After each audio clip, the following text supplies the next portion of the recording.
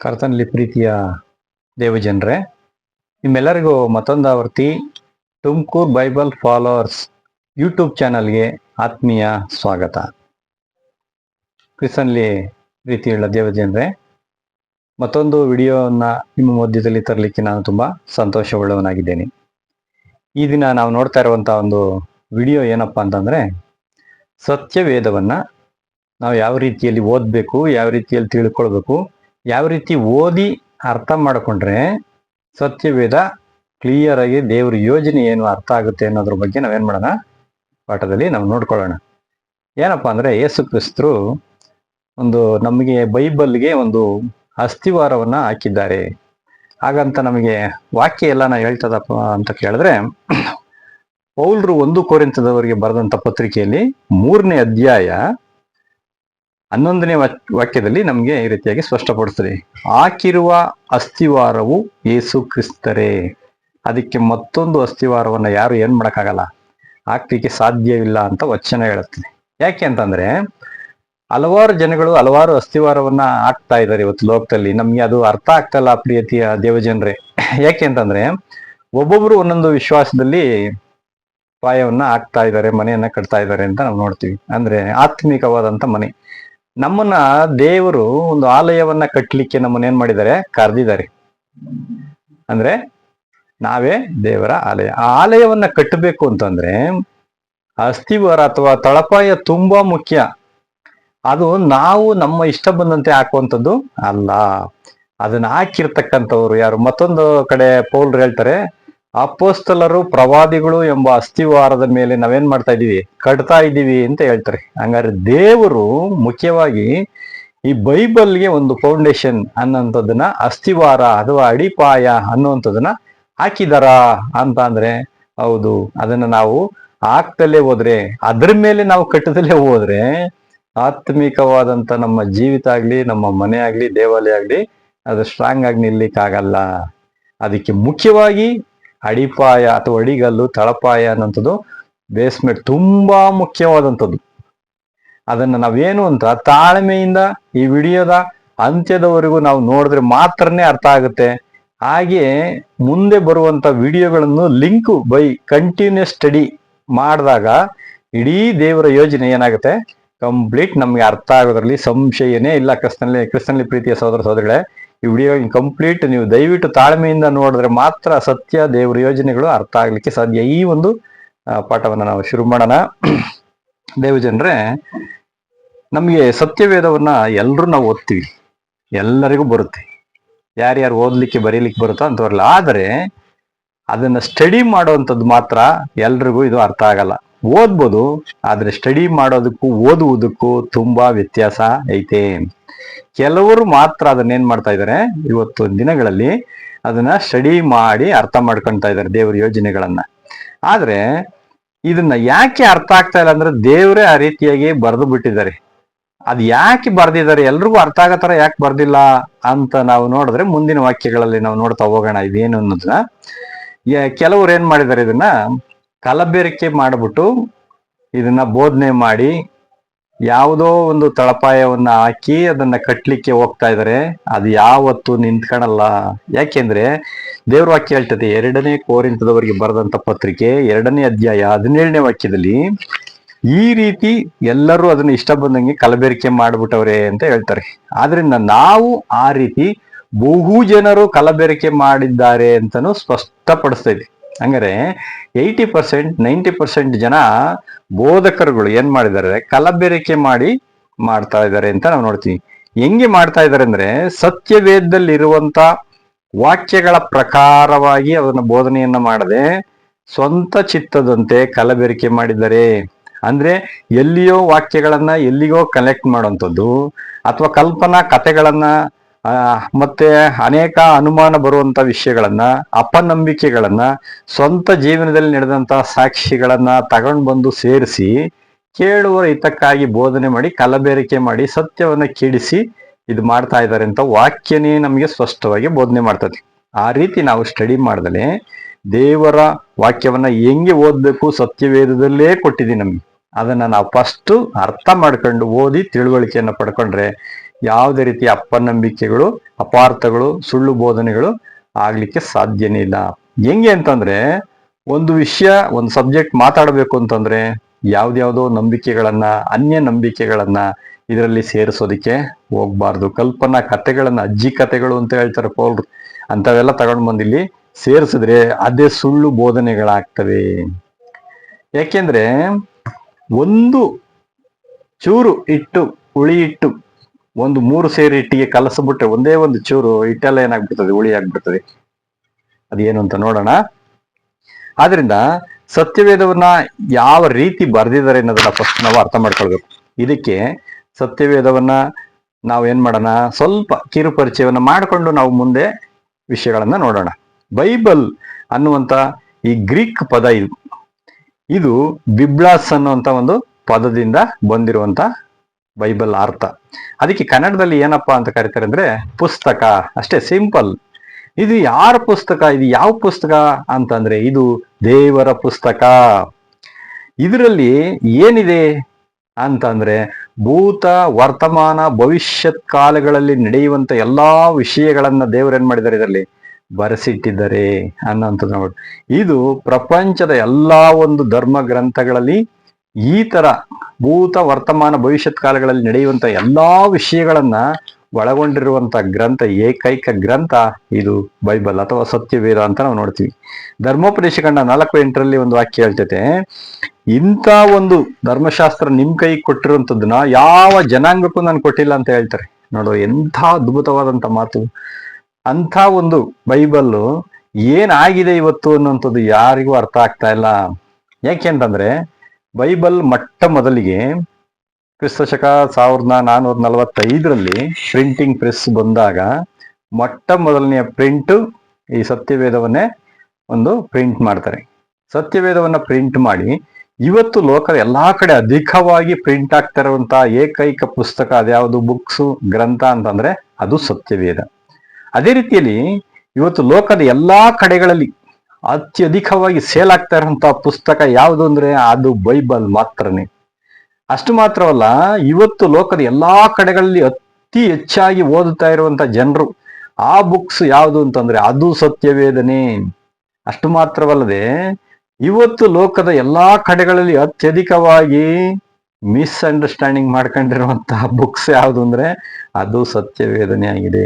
ಯಾಕೆ ಅಂತಂದ್ರೆ ದೇವರು ಆ ರೀತಿಯಾಗಿ ಬರೆದಿದ್ದಾರೆ. ಯಾಕೆಂದ್ರೆ ಒಂದು ನ್ಯೂಸ್ ಪೇಪರ್ನ ಉದಾಹರಣೆಗೆ 10 ಜನಕ್ಕೆ ಕೊಟ್ರೆ 10 ಜನ ಒಂದೇ ರೀತಿಯಲ್ಲಿ ಅರ್ಥ ಹೇಳ್ತಾರೆ. ಆದ್ರೆ 10 ಜನಕ್ಕೆ ಬೈಬಲ್ ಕೊಟ್ಬಿಟ್ಟು ಅದ ಅರ್ಥ ಹೇಳಿ ಅಂತಂದ್ರೆ ಯಾರು 10 ರೀತಿಯಲ್ಲಿ ವಿವರಣೆ ಕೊಡ್ತಾರೆ. ಆದ್ರಿಂದ ನಾವು ಅರ್ಥ ಮಾಡ್ಕೊಳ್ಬೇಕಾಗಿದೆ ಬೈಬಲ್ ಯಾವ ರೀತಿ ದೇವ್ರು ಬರ್ಸಿದಾರಪ್ಪ, ಇದು ಹೆಂಗಪ್ಪ ಅರ್ಥ ಮಾಡ್ಕೊಳ್ಳೋದು.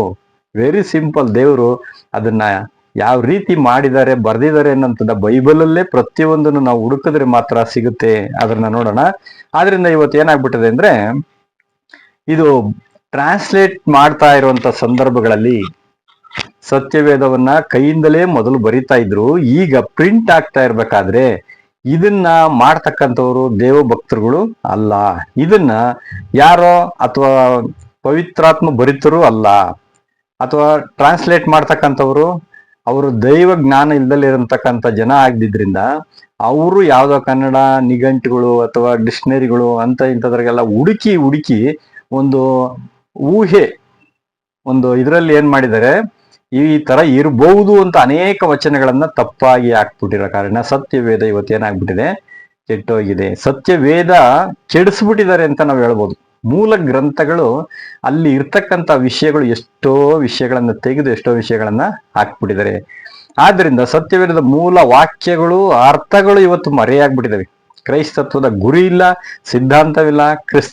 ಯೇಸು ಕ್ರಿಸ್ತರ ಬೋಧನೆಗಳನ್ನ ತಿರುಚಿಬಿಟ್ಟು ಅದನ್ನ ಅನೇಕರು ಸುಳ್ಳು ಬೋಧನೆಗಳನ್ನ, ಹಲವಾರು ನಂಬಿಕೆಗಳನ್ನ ಬೆಳೆಸ್ಕೊಂಡು ಸತ್ಯವೇದದಲ್ಲಿ ಸಾವಿರಾರು ನಂಬಿಕೆಗಳು ಪಂಗಡಗಳಾಗಿ ಇವತ್ತು ಬೆಳೆದಿದ್ದಾವೆ. ಇದು ವಾಸ್ತವ ಸಂಗತಿ. ಇದು ಯಾರನ್ನು ನಾನು ದೂಷಣೆ ಮಾಡಿ ಆಡ್ಕೊಂತಾ ಇಲ್ಲ. ಕ್ರಿಸ್ತನಲ್ಲಿ ಪ್ರೀತಿಯ ಸಹೋದರ ಸಹೋದರಿಗಳೇ, ಇವತ್ತು ನಮ್ಗೆ ತುಂಬಾ ಬೇಜಾರಾಗ್ತಾ ಇದೆ, ಈ ರೀತಿಯಾಗಿ ಆಗ್ಬಿಟ್ಟಿದೆಯಲ್ಲ ಅಂತ. ಅದನ್ನ ನಾವು ಇವತ್ತಾದ್ರೂ ಅದನ್ನ ಸರಿಪಡಿಸ್ಕೊಳ್ಲಿಕ್ಕೆ ನಾವೆಲ್ಲರೂ ಪ್ರಯತ್ನ ಮಾಡಬೇಕಾಗಿದೆ. ಕಾರಣ ಇದು ಯಾಕೆ ಈ ರೀತಿ ಆಗಿದೆ ಅಂತಂದ್ರೆ ಯಾರು ಅದರ ಮೂಲ ಅರ್ಥಗಳನ್ನ ಹುಡುಕೋದಿಕ್ ಗೋಜಿ ಹೋಗ್ತಾ ಇಲ್ಲ. ಇದೇ ಸತ್ಯ, ಇದೇ ಇದು ಅಂತ ಎಲ್ಲರೂ ಅದರಲ್ಲೇ ಕಾಲ ಕಳೀತಾ ಇದ್ದಾರೆ. ಮೂಲ ಗ್ರಂಥಗಳು ಇಬ್ರಿಯ ಭಾಷೆಯಲ್ಲಿದ್ದು ಅದನ್ನ ಅರಮಿಕ್ ಭಾಷೆಯಲ್ಲಿ ಟ್ರಾನ್ಸ್ಲೇಟ್ ಆಗಿ ನೆಕ್ಸ್ಟ್ ಅದನ್ನ ಇಂಗ್ಲಿಷಿಗೆ ಟ್ರಾನ್ಸ್ಲೇಟ್ ಆಗಿ ಇಂಗ್ಲಿಷಿಂದ ನಾನಾ ಭಾಷೆಗಳು ನಮಗೆ ಇಂಗ್ಲಿಷಿಂದ ತಮಿಳಿಗೆ ಬಂದು ತಮಿಳಿಂದ ಕನ್ನಡಕ್ಕೆ ಬರುವಷ್ಟೊತ್ತಿಗೆ ಎಷ್ಟು ಕೈ ಬದಲಾವಣೆ ಆಗಿ ಎಷ್ಟು ರೀತಿಯಲ್ಲಿ ತಪ್ಪಾಗಿ ಅರ್ಥಗಳನ್ನ ಹಾಕಿದ್ದಾರೆ ಅನ್ನೋದು ನಾವು ಸ್ಟಡಿ ಮಾಡಿದಾಗ್ಲೇ, ಬೇರೆ ಗ್ರಂಥಗಳನ್ನ ಬೇರೆ ಭಾಷೆಗಳನ್ನ ಇಟ್ಟುಕೊಂಡು ಅದಕ್ಕೂ ಇದಕ್ಕೂ ಡಿಫ್ರೆನ್ಸ್ಗಳನ್ನ ಹುಡುಕದಾಗ್ಲೇ ನಮಗೆ ಅದರ ಅರ್ಥ ಗೊತ್ತಾಗುವಂಥದ್ದು. ಅದರಿಂದ ಇವತ್ತು ಒಬ್ಬೊಬ್ರು ಒಂದೊಂದು ವಿಶ್ವಾಸದಲ್ಲಿ ನಡೀತಾ ಇದ್ದಾರೆ, ಒಬ್ಬೊಬ್ರು ಒಂದೊಂದು ಹೇಳಿದ್ದನ್ನ ಒಬ್ರು ಇನ್ನೊಬ್ರು ನಂಬ್ತಾ ಇಲ್ಲ. ಯಾಕೆ ಈ ರೀತಿ ಪಂಗಡಗಳು ಅಲ್ವಾ? ಒಂದೇ ಸತ್ಯವೇದ, ಒಂದೇ ಒಂದು ವಿಷಯವನ್ನ ಹಲವಾರು ಜನಗಳು ಒಬ್ರು ನಂಬ್ತಾರೆ, ಒಬ್ರು ನಂಬಲ್ಲ. ಕೆಲವರು ಯೇಸು ಕ್ರಿಸ್ತನ ಮಾತ್ರ ನಂಬ್ತಾರೆ, ಕೆಲವರು ಪವಿತ್ರಾತ್ಮನ ಮಾತ್ರ ನಂಬ್ತಾರೆ, ಕೆಲವರು ತಂದೆ ಮಗ ಪವಿತ್ರಾತ್ಮ ಮೂರನ್ನು ನಂಬುವಂತವ್ರು. ಯಾಕೆ ಈ ಗೊಂದಲಗಳು ಅಂತಂದ್ರೆ ಅವರಿಗೆ ಸತ್ಯಗಳು ಕರೆಕ್ಟಾಗಿ ಏನಾಗ್ತಾ ಇಲ್ಲ, ಸರಿಯಾಗಿ ಅರ್ಥ ಆಗ್ತಿಲ್ಲ ಅನ್ನೋದೇ ಮುಖ್ಯವಾದಂತ ವಿಷಯ ಆಗಿದೆ. ಆದ್ರೆ ಬೈಬಲ್ ಏನಪ್ಪ ಹೇಳ್ತತೆ ಅಂತಂದ್ರೆ, ಇವುಗಳನ್ನ ವಿಚಾರಣೆ ಮಾಡ್ದಲೆ, ವಿಮರ್ಶಿಸದೆ, ಇದನ್ನ ಪರಿಶೀಲಿಸದೆ, ತಿಳುವಳಿಕೆ ಇಲ್ಲದೆ ನೀನು ಮಾಡಿದ್ರೆ ನೀನು ಎಂದಿಗೂ ಸತ್ಯ ಅರ್ಥನೇ ಆಗಲ್ಲ ಅಂತ ಸ್ಪಷ್ಟವಾಗಿ ಬೈಬಲ್ ವಾಕ್ಯ ಹೇಳ್ತೈತೆ ನಮಗೆ. ಯೆಶಾಯ ಬರೆದ ಪ್ರವಾದನೆ ಗ್ರಂಥ 8ನೇ ಅಧ್ಯಾಯ 20ನೇ ವಾಕ್ಯದಲ್ಲಿ ಈ ರೀತಿಯಾಗಿ ಹೇಳ್ತದೆ, ದೇವರ ಉಪದೇಶವನ್ನ ಬೋಧನೆಗಳನ್ನ ಯಾವುದು ಸರಿ ಯಾವುದು ತಪ್ಪು ಅಂತ ವಿಚಾರಣೆ ಮಾಡದೇ ಇದ್ರೆ ಅವರಿಗೆ ಎಂದಿಗೂ ಬೆಳಕು ಆಗುವುದಿಲ್ಲ. ಅಂದ್ರೆ ಅರ್ಥ ಸತ್ಯ ಗೋಚರವಾಗುವುದಿಲ್ಲ ಅಂತ ಸ್ಪಷ್ಟವಾಗಿ ನಮ್ಗೆ ಹೇಳ್ತೈತೆ. ಆದ್ರಿಂದ ಯಾರೋ ಏನೋ ಹೇಳಿದ್ರು ಅಂತ ನಾವು ನಂಬುದೆ, ಪರಿಶೀಲಿಸದೆ ಪರೀಕ್ಷಿಸದೆ ನಂಬುದ್ರೆ ಸತ್ಯ ಖಂಡಿತ ಯಾವತ್ತೂ ಅರ್ಥ ಆಗಲ್ಲ. ಅರ್ಥ ಆದ್ರೂ ಅದು ಅರ್ಧಂಬರ್ಧ ಸತ್ಯ ಆಗಿರ್ತದೆ ಪ್ರೀತಿಯ ಸಹೋದರ ಸಹೋದರಿಗಳೇ. ಹಾಗಾದ್ರೆ ಯಾರು ಅಥವಾ ಯಾವ ಸೇವಕರು ಹೇಳೋದನ್ನ ನಾವು ನಂಬಬೇಕು? ಇವತ್ತು ಯಾವುದು ಸರಿ ಅಂತ ನಾನು ನಿಮಗೆ ಹೇಳ್ಕೊಡೋದಕ್ಕೆ ಸಿದ್ಧನಾಗಿದ್ದೀನಿ. ನಾವು ನಮ್ಮ ದೇವರು ನಮ್ಮ ಮೂಲಕವಾಗಿ ನಿಮಗೆ ತಿಳಿಸ್ಲಿಕ್ಕೆ ಸಿದ್ಧಪಡಿಸಿದ್ದಾರೆ. ನಾನು ಅಂತ ನಾನು ಏನ್ ಮಾಡ್ತಾ ಇಲ್ಲ, ಕುಚ್ಕೊಂತ ಇಲ್ಲ. ನನಗೆ ಹಿರಿಯ ಸಹೋದರರುಗಳು ನಾನು ಹೇಳ್ಕೊಟ್ಟಿರೋದ್ರಿಂದ ಅವರಿಂದ ಕಲ್ತ್ಕೊಂಡು ನಾನು ಸರಿನಾ ತಪ್ಪ ಅಂತ ತಿಳ್ಕೊಂಡೇ ನಿಮ್ ಮುಂದೆ ಇಡ್ತಾ ಇದ್ದೀನಿ. ಇದನ್ನ ನೀವು ಪರೀಕ್ಷೆ ಮಾಡಿ ನೋಡಿ, 100% ಇದು ನಿಜವಾದಂತ ವಿಷಯಗಳಾಗಿದೆ. ಯಾಕೆ ಅಂತಂದ್ರೆ ನಮಗಿರುವಂತ ನಂಬಿಕೆಗಳು ಎಷ್ಟಿದಾವೆ, ಎಲ್ಲವನ್ನು ನಾವು ನಂಬೋದಾ? ವಾಕ್ಯ ಏನ್ ಹೇಳ್ತೈತೆ? ಎಫೆಸದವರಿಗೆ ಬರೆದಂತ ಪತ್ರಿಕೆ 4ನೇ ಅಧ್ಯಾಯ 4:5 ಹೇಳ್ತಾರೆ, ನೀವೆಲ್ಲರೂ ಒಂದೇ ದೇಹಕ್ಕೆ ಸೇರಿಸಲ್ಪಟ್ಟವರಲ್ಲವೇ, ಒಬ್ಬನೇ ಆತ್ಮನನ್ನು ಹೊಂದಿದವರಲ್ವಾ, ಒಂದೇ ಪದವಿ ನಿರೀಕ್ಷಿಸುವುದಕ್ಕೋಸ್ಕರ ಕರೆಯಲ್ಪಟ್ಟವರಲ್ವಾ, ನಿಮ್ಮೆಲ್ಲರಿಗೂ ಕರ್ತನು ಒಬ್ಬನೇ, ಭರವಸೆ ಒಂದೇ, ದೀಕ್ಷಾ ಸ್ನಾನ ಒಂದೇ, ಎಲ್ಲರಿಗೂ ತಂದೆಯಾಗಿರುವ ದೇವರು ಒಬ್ಬರೇ. ನೋಡಿ, ಎಲ್ಲಾ ಒಂದೇ ಒಂದೇ ಒಂದೇ ಅಂತ ಹೇಳ್ತೈತಿ. ಹಾಗಾದ್ರೆ ನಾವು ಇವತ್ತು ಒಂದೇ ಒಂದೇ ಒಂದೇ ನಂಬಿಕೆ ವಿಶ್ವಾಸ ನಿರೀಕ್ಷೆಯಲ್ಲಿ ಇದೀವಾ? ನಮ್ಮನ್ನ ನಾವು ಪರೀಕ್ಷಿಸಿಕೊಂಡ್ರೆ ಮಾತ್ರನೇ ಅರ್ಥ ಆಗೋದು ನಮ್ಮ ಸ್ಥಿತಿಗತಿಗಳನ್ನ. ನಾವು ಕನ್ನಡಿ ಮುಂದೆ ನಿಂತ್ಕೊಂಡ್ರೆ ನಮ್ ಗತಿ ಏನು, ನಮ್ಮ ಇದೇನು ಅನ್ನೋಂಥದ್ದು ನಮ್ಮ ಫೇಸ್ ಗೊತ್ತಾಗ್ತೈತಿ. ಕನ್ನಡಿ ಅಂತಂದ್ರೆ ಬೈಬಲ್ ವಾಕ್ಯ. ಆ ವಾಕ್ಯ ನಮಗೆ ಕನ್ನಡಿ ತರ ಐತೆ ಅಂತ ನಮ್ಗೆ ನಾವು ನೋಡ್ತೀವಿ ಯಾಕೋಬನ್ ಬರೆದ ಪತ್ರಿಕೆಯಲ್ಲಿ. ಕನ್ನಡಿ ನಮ್ಗೆ ಸ್ಪಷ್ಟವಾಗಿ ತೋರಿಸ್ತೈತೆ. ಅದೇ ರೀತಿಯಲ್ಲಿ ಬೈಬಲ್ ನಮ್ಗೆ ಇಲ್ಲಿ ಮಿಸ್ಟೇಕ್ ಆಗಿದೆ ಅಂತ ನಾವು ಸ್ಟಡಿ ಮಾಡಕ್ ಕುಂತ್ಕೊಂಡ್ರೆ ನಮ್ಗೆ ಅದು ಅರ್ಥ ಆಗೋದು. ಯಾರು ಹೇಳಿದ್ರೆ ನಮ್ಗೆ ಅರ್ಥ ಆಗೋದಿಲ್ಲ ಕ್ರಿಸ್ತನಲ್ಲಿ ಪ್ರೀತಿಯ ಸಹೋದರಗಳು. ಅದರಲ್ಲಿ 1 ಥೆಸಲೋನಿಕ 5:20 ಹೇಳ್ತಾರೆ, ಎಲ್ಲವನ್ನ ಪರಿಶೋಧಿಸಿರಿ, ಒಳ್ಳೆಯದನ್ನ ಭದ್ರವಾಗಿ ಇಟ್ಕೊಳ್ರಿ. ನಾವು ಎಲ್ಲರ ವಾಕ್ಯಗಳನ್ನ ಎಲ್ಲರ ಬೋಧನೆಗಳನ್ನ ಪರೀಕ್ಷಿಸದೆ ಹಿಡ್ಕೊಳ್ದೆ ಹೋದ್ರೆ ಪ್ರಯೋಜನಕ್ಕೆ ಬರೋದಿಲ್ಲ ಕ್ರಿಸ್ತನಲ್ಲಿ ಪ್ರೀತಿಯ ಸಹೋದರಗಳು. ಹಾಗಾದ್ರೆ ನಾವು ಪರೀಕ್ಷಿಸದೆ ಯಾರೇನು ಹೇಳಿದ್ರೆ ಅದನ್ನ ಕೇಳ್ಬಿಟ್ರೆ ನಾವು ರಕ್ಷಣೆ ಹೊಂತೀವಿ ಅಂದ್ರೆ ನಮ್ಮಷ್ಟು ನಾವೇ ರಕ್ಷಣೆ ಹೊಂದ್ಕೊಂಡಿದೀವಿ ಅಂತ ಹೇಳ್ಕೊಂಡ್ರೆ ನಮ್ಮಂತ ಮೂರ್ಖರು ಯಾರೂ ಇರೋದಿಲ್ಲ.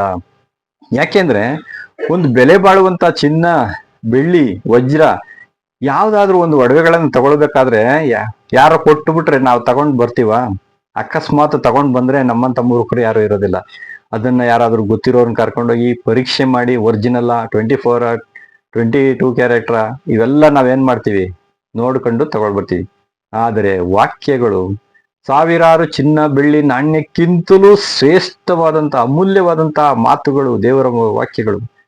ಅವುಗಳನ್ನ ನಾವು ಹಾಗೆ ಪರೀಕ್ಷಿಸದೆ ತಗೊಳ್ರೆ ಇದು ದೇವರಿಂದ ಬಂದಂತವ, ಮನುಷ್ಯನ ಬಂದಂತ ಬೋಧನೆಗಳ, ಸ್ವಂತ ಬೋಧನೆಗಳ, ಕಲ್ಪನಾ ಕಥೆಗಳ, ಇದು ಸೈತಾನನ ಕಾರ್ಯಗಳ, ಆಲೋಚನೆಗಳ ಅಂತ ತಿಳುವಳಿಕೆ ಇಲ್ದಲ್ಲಿ ನಾವು ತಗೊಳ್ಳೋದಾದ್ರೆ ನಾವು ಪರಲೋಕಕ್ಕೆ ಹೋಗ್ಲಿಕ್ಕೆ ಸಾಧ್ಯನೇ ಇಲ್ಲ. ಹೆಂಗೆ ಸಾಧ್ಯ ಆಗ್ತದೆ? ಅದಕ್ಕೆ ಪೌಲ್ರು ಹೇಳ್ತಾರೆ 2 ಕೊರಿಂಥ 11ನೇ ಅಧ್ಯಾಯ 14ನೇ ವಾಕ್ಯದಲ್ಲಿ 2 ವಿಧವಾದಂತಹ ಒಂದು ಬೋಧನೆಗಳು ಇವತ್ತು ಸುವಾರ್ತೆಗಳು ಲೋಕದಲ್ಲಿ ನಡೀತಾ ಇದ್ದಾವೆ. ನೀವು ಅದನ್ನ ಕೇಳ್ತಾ ಇದ್ದೀರಲ್ಲ ತಾಳ್ಮೆಯಿಂದ, ಹೆಂಗೆ ಸಾಧ್ಯ ಅಂತ ಕೇಳ್ತಾರೆ. ನೋಡಿ ಯಾವ ರೀತಿಯಾಗಿ ಸೈತಾನ ಮೋಸ ಪಡಿಸ್ತಾನೆ ಜನಗಳನ್ನ ಅಂತ ಅನ್ನೋದು ವಿಶ್ವಾಸಿಗಳನ್ನ ನಾವು ಅರ್ಥ ಮಾಡ್ಕೊಳ್ಳಿಕ್ಕೆ ಸಾಧ್ಯ ಇಲ್ಲ. ಅಲ್ಲೇ ಹೇಳ್ತಾರೆ 2 ವಿಧವಾದ ಆತ್ಮ ಬೋಧನೆಗಳಿದಾವೆ, ಪವಿತ್ರಾತ್ಮ ದುರಾತ್ಮ 2. ಮತ್ತೆ ಆಗೋದಿಲ್ಲ. ಯಾವುದು ಇದು ಅಭಿಷೇಕ? ಪವಿತ್ರಾತ್ಮನ ಅಭಿಷೇಕನ, ಇದು ದುರಾತ್ಮದ ಅಭಿಷೇಕನ? ಕೆಟ್ಟು ಹೋದಂತ ಆತ್ಮಗಳು ಇದಾವೆ. ಅವು ಯಾವುದು ನಮ್ಗೆ ಸಿಗ್ತಾ ಇರೋದು? ಯಾವ ಬೋಧನೆಗಳನ್ನು, ಯಾವ ಆತ್ಮವನ್ನ ಹೊಂದ್ಕೊಳ್ತಾ ಇದೀವಿ ನಾವು ಇವತ್ತು? ಭ್ರಮೆಯ ಆತ್ಮಗಳನ್ನ ಹೊಂದ್ಕೊಳ್ತಾ ಇದೀವ? ಕಲ್ಪನಾ ಆತ್ಮಗಳನ್ನ ಹೊಂದ್ಕೊಳ್ತಾ ಇದೀವ? ಎಲ್ಲವನ್ನ ನಾವು ಪರಿಶೀಲನೆ ಮಾಡ್ಬೇಕಾಗಿದೆ ಸಹೋದರ ಸಹೋದರಿಗಳೇ. ಹಾಗಾದ್ರೆ ನಮ್ಮನ್ನ ನಾವೇ ಮೋಸಪಡಿಸ್ಕೊಳ್ದಲೆ ಸೈತಾನ ಇವತ್ತು ಏನ್ ಮಾಡ್ತಾ ಇದ್ದಾನೆ, ಅಥವಾ ಅಂತ್ಯಕ್ರಿಸ್ತ ಯಾವ ರೀತಿ ಕಾರ್ಯ ಮಾಡ್ತಾ ಇದ್ದಾರೆ ಅಂತ ಅನ್ನೋದನ್ನ ಖಂಡಿತ ನಾವು ಅರ್ಥ ಮಾಡ್ಕೊಳ್ಲಿಕ್ಕೆ ಸಾಧ್ಯವಿಲ್ಲ. ಯಾಕೆಂದ್ರೆ ಅವನು ಹಲವಾರು ವಿಧದಲ್ಲಿ ಮೋಸ ಪಡಿಸ್ತಾನೆ. ಒಬ್ಬೊಬ್ಬರನ್ನೇ ಹಿಡಿದು ಮೋಸ ಪಡಿಸುವಂಥದ್ದು ಯಾಕೆ ಅಂತ ಮುಖ್ಯವಾದ ಅವನ ಟಾರ್ಗೆಟ್ ನೀವು ನಂಬೋದೇ ಇಲ್ಲ. ಅವನು ಯಾರ ಮುಖಾಂತರ ಕಾರ್ಯ ಮಾಡ್ತಾನಪ್ಪ ಅಂದ್ರೆ ಬೋಧಕರಗಳ ಮುಖಾಂತರನೇ. ನಿಮ್ಗೆ ಅಸಾಧ್ಯವಾದಂತ ಒಂದು ವಿಷಯ ಇದು ಅಂತ ಅನ್ನಿಸ್ಬೋದು. ಅವನು ಸೈತಾನು ಅಥವಾ ಅಂತ್ಯಕ್ರಿಸ್ತ ಬೋಧಕರುಗಳನ್ನ ಮುಟ್ಟಕಾತದ ಅಂತ ನೀವು ಅಂತೀರಾ, ಚಾನ್ಸೇ ಇಲ್ಲ ಅಂತೀರಾ. ಆದ್ರೆ ಇದು ಸತ್ಯವಾದಂತ ಮಾತುಗಳು, ವಾಕ್ಯಗಳು ಸ್ಪಷ್ಟವಾಗಿ ಹೇಳ್ತದೆ. ಯಾಕೆ ಆ ರೀತಿಯಾಗಿ ಮಾಡ್ತಾನೆ ಅವನು ಅಂತಂದ್ರೆ, ಒಬ್ಬ ಬೋಧಕನ ಬಾಯಿಂದ ನಾನು ಹೇಳಿಸ್ಬಿಟ್ರೆ ಸಾವಿರಾರು ಜನ, ಲಕ್ಷಾಂತರ ಜನ ಏನ್ ಮಾಡ್ತಾರೆ, ನಂಬುತ್ತಾರೆ ಅವ್ರ ಮಾತನ್ನ, ಅವನ ಮೇಲೆ ವಿಶ್ವಾಸ ಇಡ್ತಾರೆ, ಆ ವ್ಯಕ್ತಿ ಮೇಲೆ ಅಂತ ಅಂದ್ಬಿಟ್ಟು ಇವತ್ತು ಅವರ ಮುಖಾಂತರನೇ ಸಣ್ಣ ಸಣ್ಣ ಉಳಿ ಹಿಂಡುವಂತ ಬೋಧನೆಗಳನ್ನ, ಸಣ್ಣ ಸಣ್ಣ ಟ್ರ್ಯಾಕ್ಸ್ ಚೇಂಜ್ ಮಾಡ್ತಕ್ಕಂಥ ವಿಷಯಗಳನ್ನ, ಕಲ್ಪನಾ ಕಥೆಗಳನ್ನ, ಸ್ವಂತ ಬೋಧನೆಗಳನ್ನ ಹೇಳ್ಬಿಟ್ರೆ ಇಡೀ ಸಭೆಗಳು ಏನಾಗ್ತವೆ, ಅವ್ರನ್ನ ಫಾಲೋ ಮಾಡ್ತಾ ಇದ್ದಾರೆ ಇವತ್ತು. ಆ ರೀತಿಯಾಗಿ ಯಾರು ಪರಿಶೀಲಿಸದೆ ಅವ್ರು ಹೇಳಿದ್ದು ಸರಿ ಅಂತ ಹೇಳಿ ಅಷ್ಟರಲ್ಲೇ ನಂಬಿಕೆಯಿಂದ ಕಾಲ ಕಳೀತಾರೋ, ಅಲ್ಪ ತೃಪ್ತರು, ಅಲ್ಪ ನಂಬಿಕೆಗಳಾಗಿ ಕಾಲ ಕಳೀತಾರೋ, ಅವರಿಗೆ ರಕ್ಷಣೆ ಸತ್ಯ ಯಾವತ್ತೂ ಅರ್ಥ ಆಗ್ಲಿಕ್ಕೆ ಸಾಧ್ಯ ಇಲ್ಲ. ಅಲ್ಲೇ ಹೇಳ್ತಾರೆ 2 ಕೊರಿಂಥ 11:4 11:15 ಸೈತಾನನು ಯಾವ ರೀತಿಯಲ್ಲಿ ಪ್ರಕಾಶಮಾನವುಳ್ಳ ದೇವದೂತನ ವೇಷವನ್ನ ಹಾಕಿಕೊಳ್ಳುವಾಗ ಅವನ ಸೇವಕರು ಅದೇ ರೀತಿ ವೇಷ ಹಾಕಿಕೊಳ್ಳುವುದು ದೊಡ್ಡದಲ್ಲ. ನೋಡಿದ್ರ, ಅವರ ಸೇವಕರು ಯಾವ ರೀತಿ ವೇಷ ಹಾಕೊಂತಾರೆ ಅಂದ್ರೆ ಅದು ದೊಡ್ಡದೇನಲ್ಲ. ಅಂದ್ರೆ ಎಲ್ಲ ಇವತ್ತು ಅದೇ ವೇಷವನ್ನ ಹಾಕಿಕೊಂಡು ಜನಗಳನ್ನ ಪಾಪ ಮೋಸ ಅವ್ರದ್ದು ತಪ್ಪಲ್ಲ. ಯಾಕೆಂದ್ರೆ ಸೈತಾನ್ ಯಾಮರ್ಸ್ತಾ ಇದ್ದಾನೆ, ಅದನ್ನ ಕೇಳಿ ಮೋಸ ಹೋಗ್ತಾ ಇದೀವಿ ನಾವು. ಯಾಕೆಂದ್ರೆ ನಾವು ಪರಿಶೀಲನೆನೂ ಮಾಡಕ್ ಹೋಗೋದಿಲ್ಲ. ಯಾವಾಗ ನಾವು ಪ್ರಶ್ನೆ ಮಾಡೋದಿಲ್ವೋ ಅವಾಗ ಅದು ಸುಳ್ಳು ಬೋಧನೆಗಳಿಗೆ ನಾವೇ ಅವಕಾಶ ಮಾಡಿಕೊಟ್ಟಂಗೆ ಆಗ್ತದೆ ಸಹೋದರ ಸಹೋದರಿಗಳೇ. ಹಾಗಾದ್ರೆ ಸತ್ಯವೇದವನ್ನ ಯಾರಾದ್ರೂ ಈ ರೀತಿ ಪರೀಕ್ಷೆ ಮಾಡಿದ ಉದಾಹರಣೆ ನಮ್ಗೆ ಸತ್ಯವೇದದಲ್ಲಿ ಇದೆಯಾ ಅಂದ್ರೆ ಖಂಡಿತ ಇದೆ. ಅಪೊಸ್ತಲರ ಕೃತ್ಯ 17ನೇ ಅಧ್ಯಾಯ 11-12 ವಾಕ್ಯದಲ್ಲಿ ಬೇರೆಯ ದೇಶಕ್ಕೆ ಪೌಲ ಸೀಲ ದೊಡ್ಡ ಸೇವಕರುಗಳು ಹೋಗಿ ಸತ್ಯ ಬೋಧನೆ ಮಾಡ್ತಾ ಇದ್ರೆ ಇವ್ರ ಮಾತು ಸರಿನಾ ತಪ್ಪ ಅಂತ ಅಲ್ಲಿರತಕ್ಕಂತ ವಿಶ್ವಾಸಿಗಳು ಏನ್ ಮಾಡ್ತಾ ಇದ್ರಂದ್ರೆ ಕೇಳಿ ಮನೆಗೆ ಹೋಗಿ ಪರಿಶೀಲನೆ ಮಾಡ್ತಾ ಇದ್ರಂತೆ. ಯಾವ ರೀತಿ ಇದು ದೇವರ ಯೋಜನೆಗೆ ಅನುಗುಣವಾಗಿದ್ಯಾ, ಧರ್ಮಶಾಸ್ತ್ರಗಳಲ್ಲಿ ಇದೆಯಾ, ಹೊಸ ಒಡಂಬಡಿಕೆಯಲ್ಲಿ ಅಥವಾ ಇನ್ನ ಹೊಸ ಒಡಂಬಡಿಕೆ ಬಂದಿರ್ಲಿಲ್ಲ, ಹಳೆ ಒಡಂಬಡಿಕೆಯಲ್ಲಿ ಧರ್ಮಶಾಸ್ತ್ರದಲ್ಲಿ ಇದ್ರ ಬಗ್ಗೆ ಏನಾದ್ರೂ ಪ್ರೂಫ್ ಸಿಗುತ್ತಾ, ಆಧಾರ ಇದೆಯಾ ಅಂತ ಪರಿಶೀಲನೆ ಮಾಡಿ ನಂಬುತ್ತಿದ್ರಂತವ್ರು. ನೋಡ್ತಾರ, ಆ ತರ ನಾವಿರ್ಬೇಕು ನಾವು. ಇದು ದೇವರ ಯೋಜನೆಗಳಿಗೆ ಸರಿಯಾಗಿ ಹೊಂದಿಕೆ ಆದ್ರೆ ಮಾತ್ರ ನಾವು ಅದನ್ನ ತಗೊಳ್ಬೇಕು, ಇಲ್ಲ ಅಂದ್ರೆ ಅದನ್ನ ಬಿಟ್ಬಿಡ್ಬೇಕು. ಈಗ ಉದಾಹರಣೆಗೆ ಮತ್ತೊಂದು ವಾಕ್ಯವನ್ನ ನೋಡೋಣ. ಏನಪ್ಪಾ ಅಂತಂದ್ರೆ, ಲೋಕದಲ್ಲಿ ಮೇರಿ, ಪೀಟರ್, ಜಾನ್, ಡೇವಿಡ್, ಪೌಲ್ ಹಲವಾರು ಕ್ರಿಶ್ಚಿಯನ್ಸ್ ಒಂದು ಹೆಸರುಗಳನ್ನ ಇಟ್ಕೊಂತಾರೆ. ಈ ತರ ನಾವು ಇಟ್ಕೊಂಡ್ರೆ ನಾವು ನಿಜವಾಗಿ ಕ್ರಿಶ್ಚಿಯನ್ಸ್ ಆಗ್ತೀವ? ಹೆಸರುಗಳಿಗೆ ಮಹತ್ವ ಇದೆಯಾ ಅಂತ ಬೈಬಲ್ ನಲ್ಲಿ ನಾವು ನೋಡ್ಬೇಕಾದ್ರೆ ಇದು ಯಾವತ್ತು ಕ್ರಿಶ್ಚಿಯನ್ಸ್ ಈ ಲೋಕದಲ್ಲಿ ಮಾತ್ರ ಅಪ್ಲೈ ಆಗುತ್ತೆ. ಇದು ಪರಲೋಕಕ್ಕೆ ಅಪ್ಲೈ ಆಗಲ್ಲ. ಯಾಕೆ ಅಂತಂದ್ರೆ ದೇವರು ನಮ್ಮ ಹೆಸರಿಗೆ ಮಹತ್ವ ಕೊಡೋದಿಲ್ಲ, ನಮ್ಮ ಕ್ಯಾರೆಕ್ಟರ್ಗಳಿಗೆ, ನಮ್ಮ ಗುಣಲಕ್ಷಣಗಳಿಗೆ ಮಹತ್ವ ಕೊಡೋದು. ದೇವರ ದೃಷ್ಟಿಯಲ್ಲಿ ಕ್ರಿಸ್ತನ ನಿಜವಾದ ಕ್ರಿಶ್ಚಿಯನ್ಸ್ ಶಿಷ್ಯರು, ದೇವರ ಮಕ್ಳು ಯಾರು, ಆ ದೇವರನ್ನೇ ನಾವು ಏನ್ ಮಾಡ್ಬಿಡೋದು, ಪ್ರಶ್ನೆ ಮಾಡಿದಾಗ ಅವ್ರನ್ನೇ ಕೇಳ್ಬಿಡೋಣ. ನಮ್ಮ ರಕ್ಷಕರೇ ಹೇಳ್ತಾರೆ, ಯೋಹಾನ್ ಬರೆದ ಸುವಾರ್ತೆ 8ನೇ ಅಧ್ಯಾಯ 31ನೇ ವಾಕ್ಯದಲ್ಲಿ, ನೀವು ನನ್ನ ವಾಕ್ಯಗಳಲ್ಲಿ ನೆಲೆಗೊಂಡಿದ್ದರೆ ನಿಜವಾಗಿಯೂ ನನ್ನ ಶಿಷ್ಯರು. ನೋಡಿ, ಚೆನ್ನಾಗಿ ಅರ್ಥ ಮಾಡ್ಕೊಳ್ಳಿ ವಾಕ್ಯನ. ನೀವು ನನ್ನ ವಾಕ್ಯದಲ್ಲಿ ನೆಲೆಗೊಂಡಿರ್ಬೇಕು, ನೆಲೆಗೊಂಡಿದ್ರೆ ಮಾತ್ರ ನಿಜವಾಗಿ ನನ್ನ ಶಿಷ್ಯರಾಗ್ತೀರ. ಇಲ್ಲ ಅಂದ್ರೆ ಅರ್ಥ ಏನು, ಡೂಪ್ಲಿಕೇಟ್ ಶಿಷ್ಯರು ಅಂತ ಅರ್ಥ ಮಾಡ್ಕೊಬೇಕು ನಾವು. ಹಂಗಾರೆ ದೇವರ ದೃಷ್ಟಿಯಲ್ಲಿ ಯಾರು ನಿಜವಾದ ಶಿಷ್ಯರು ಅಂತ ಅರ್ಥ ಮಾಡ್ಕೊಳ್ಬೇಕು. ಇದು ದೇವ್ರ ದೃಷ್ಟಿ ಮುಖ್ಯ, ನಮ್ಮ ದೃಷ್ಟಿಯಲ್ಲಿ ನಾವು ಯೋಚನೆ ಮಾಡೋದು ತಪ್ಪಾಗುತ್ತೆ. ಆಮೇಲೆ ಯೋಹಾನ್ ಬರೆದಂತ ಸುವಾರ್ತೆ 1ನೇ ಅಧ್ಯಾಯ 12ನೇ ವಾಕ್ಯದಲ್ಲಿ ಯಾರ್ಯಾರು ಆತನಲ್ಲಿ ನಂಬಿಕೆ ಇಟ್ಟರೋ ಆತನ ಮೇಲೆ ಅವರಿಗೆ ಮಾತ್ರನೇ ದೇವರ ಮಕ್ಕಳಾಗುವಂತ ಅಧಿಕಾರವನ್ನ ಅವ್ರು ಕೊಡ್ತಾರೆ ಅಂತ ನಾವು ನೋಡ್ತೀವಿ. ಹಂಗಾರೆ ನಂಬಿಕೆ ಇಡೋದು ಅಂತಂದ್ರೆ ಏನಪ್ಪಾ ಅಂದ್ರೆ ಅವ್ರು ಹೇಳಿದ ಮಾತುಗಳನ್ನ ನಮ್ಮ ಜೀವಿತದಲ್ಲಿ ಅಳವಡಿಸಿಕೊಂಡು ಅವರಂತೆ ನಾವು ನಡೆದಾಗ ಮಾತ್ರ ನಂಬಿಕೆಗೆ ಸರಿಯಾದ ಅರ್ಥ ಸಿಗುತ್ತೆ. ಮತ್ತೆ ಬೈಬಲ್ ನಲ್ಲಿ ಮತ್ತೆ ಇನ್ನೊಂದು ವಾಕ್ಯ ನಾವು ನೋಡೋಣ. ಹೆಚ್ಚು ಬೈಬಲ್ ಸತ್ಯವೇದವನ್ನ ತಿಳ್ಕೊಳಕ್ ಹೋಗ್ಬೇಡ್ರಿ, ಹುಚ್ಚರಾಗಿ ಹೋಗ್ಬಿಡ್ತೀರಾ ಅಂತ ಕೆಲವರು ಏನ್ ಮಾಡ್ತಾರೆ ಹೇಳ್ತಾರೆ. ಅದು ಸರಿನಾ? ಯಾವ ಆಧಾರದ ಮೇಲೆ ಇವರು ಹೇಳ್ತಾರೆ ಅಂತಂದ್ರೆ, ಪ್ರಸಂಗಿಯಲ್ಲಿ ಸೊಲೊಮೋನರು 1ನೇ ಅಧ್ಯಾಯ 18ನೇ ವಾಕ್ಯದಲ್ಲಿ ಏನ್ ಹೇಳಿದ್ದಾರೆ ಅಂದ್ರೆ, ಬಹು ಜ್ಞಾನವಿದ್ದಲ್ಲಿ ಬಹು ಸಂಕಟ ಅಂತ ಹೇಳ್ತಾರೆ. ಹಂಗಾರೆ ಬಹು ಜ್ಞಾನವನ್ನ ನಾವು ಪಡ್ಕೊಂಡ್ಬಿಟ್ರೆ ಬಹು ವ್ಯತ್ಯಯ ಆಗ್ಬಿಡ್ತದೆ, ಸಂಕಟಗಳು ಬರ್ತವೆ ಅಂತ ನಮ್ಗೆ ಹೇಳ್ತಾರೆ. ಇದು ಯಾವ ಆಧಾರದ ಮೇಲೆ ಹೇಳ್ತಾ ಇದಾರಪ್ಪ ಅಂದ್ರೆ, ಇದು ಲೌಕಿಕವಾದಂತ ಜ್ಞಾನದ ವಿಷಯದಲ್ಲಿ ಲೌಕಿಕವಾಗಿ ಇನ್ನೂ ಓದ್ಬೇಕು, ಅದು ಓದ್ಬೇಕು, ಇದು ಓದ್ಬೇಕು, ಹೆಚ್ಚು ತಿಳ್ಕೊಳ್ಬೇಕು ಅಂತ ಹೋಗ್ತಾರೋ ಅವ್ರಿಗೆ ತಲೆ ಕಟಿಂಗ್ ಮಾಡ್ಸಕ್ಕೂ ಟೈಮ್ ಇರಲ್ಲ. ಯಾಕೆಂದ್ರೆ ಅವ್ರು ಬರೀ ತಿಳ್ಕೊಳ್ಬೇಕು ಲೋಕದ ಜ್ಞಾನಗಳು ಅಂತ ಹೋಗ್ತಾ ಇರ್ಬೇಕಾದಾಗ ಅವ್ರಿಗೆ ಏನಾಗ್ತದೆ ಅಂದ್ರೆ ಮೆಂಟಲಿ ಅವ್ರಿಗೆ ಟಾರ್ಚರು, ಚಿಂತೆಗಳು ಹಲವಾರು ಬಂದು ಸಂಕಟಗಳು, ವ್ಯಥೆಗಳು, ಇವೆಲ್ಲ ಕಾಯಿಲೆಗಳು ಬರೋದಿಕ್ಕೆ ಸ್ಟಾರ್ಟ್ ಆಗ್ತದೆ. ಆದರೆ ಕ್ರಿಸ್ತನನ್ನ ತಿಳಿದುಕೊಂಡ್ರೆ ಯಾವತ್ತಾದ್ರೂ ನಮಗೆ ಆತರ ಆಗುತ್ತಾ? ದೇವ್ರನ್ನ ತಿಳ್ಕೊಂಡ್ರೆ, ಜ್ಞಾನ ತಿಳ್ಕೊಂಡ್ರೆ ಕೆಟ್ಟದಾಗುತ್ತಾ? ಸಾಧ್ಯನೇ ಇಲ್ಲ. ವಾಕ್ಯ ಏನ್ ಹೇಳ್ತೈತೆ ನೋಡೋಣ.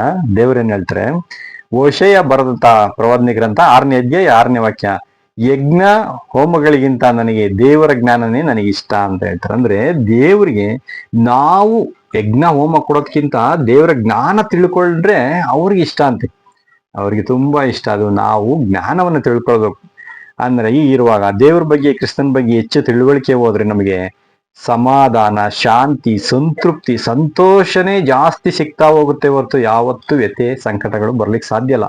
ಕಂಪ್ಲೀಟ್ ದೇವ್ರ ಯೋಜನೆ ತಿಳ್ಕೊಂಬಿಟ್ಟ ಅಂದ್ರೆ ಅವನಲ್ಲಿ ಯಾವುದೇ ರೀತಿಯ ಅನುಮಾನ ಇರಲ್ಲ, ಯಾವುದೇ ರೀತಿಯ ಭಯ ಇರಲ್ಲ. ಕ್ರಿಸ್ತನಲ್ಲಿ ಪ್ರೀತಿ ಸಹೋದರ ಹೆಚ್ಚು ತಿಳುವಳಿಕೆ ಪಡೆದಷ್ಟು ಹೆಚ್ಚು ಶಾಂತವಾಗಿರ್ತಾರೆ, ತಾಳ್ಮೆಯನ್ನ ಕಲ್ತ್ಕೊಳ್ತಾರೆ. ಅರ್ಧಂಬರ್ಧ ಸತ್ಯ ತಿಳಿದಲ್ಲಿರೋರು ಕುಣಿದಾಡ್ತಾರೆ, ಎಗರಾಡ್ತಾರೆ, ಕೋಪ, ದ್ವೇಷ, ಅಸೂಯೆಗಳು ಬರ್ತದೆ. ಆದ್ರೆ ದೇವ್ರನ್ನ ತಿಳಿತಾ ಹೋದಂಗೆ ನಮ್ಮ ಮನಸ್ಸು ಶಾಂತಿಯಲ್ಲಿ, ಸಮಾಧಾನದಲ್ಲಿ ಸ್ಥಿರವಾಗಿ ನಿಂತ್ಕೊಳ್ಳುತ್ತೆ. ಅದಕ್ಕೆ ಅವರು ಯೇಸು ಕ್ರಿಸ್ತರು ಹೋಗ್ಬೇಕಾದ್ರೆ ನನ್ನಲ್ಲಿರುವಂತ ಶಾಂತಿಯನ್ನ ನಿಮ್ಗೆ ಬಿಟ್ಟು ಹೋಗ್ತೀನಿ. ಕ್ರಿಸ್ತನಲ್ಲಿದ್ದಂತ ಶಾಂತಿ ಅದೇನಂತಂದ್ರೆ, ಏನೇ ಬಂದ್ರು ಆ ದೃಢವಾದಂತ ನಿರ್ಧಾರ ಇತ್ತು ಅವರಲ್ಲಿ. ಶಿಲುಬೆ ಮೇಲೆ ನನ್ನ ಜೀವ ಕೊಡ್ಲೇಬೇಕಷ್ಟೇ, ಅದು ಒಂದೇ ಅವರ ಗುರಿ. ಮಾನವರಿಗೋಸ್ಕರ ನನ್ನ ಜೀವನ ದಾರಿ ಎರಿಬೇಕು ಅನ್ನೋಂಥದ್ದು. ಅದಕ್ಕೆ ಏನೇ ಬಂದ್ರು ಕದಲಿಲ್ಲ, ಚಂಚಲವಾಗ್ಲಿಲ್ಲ.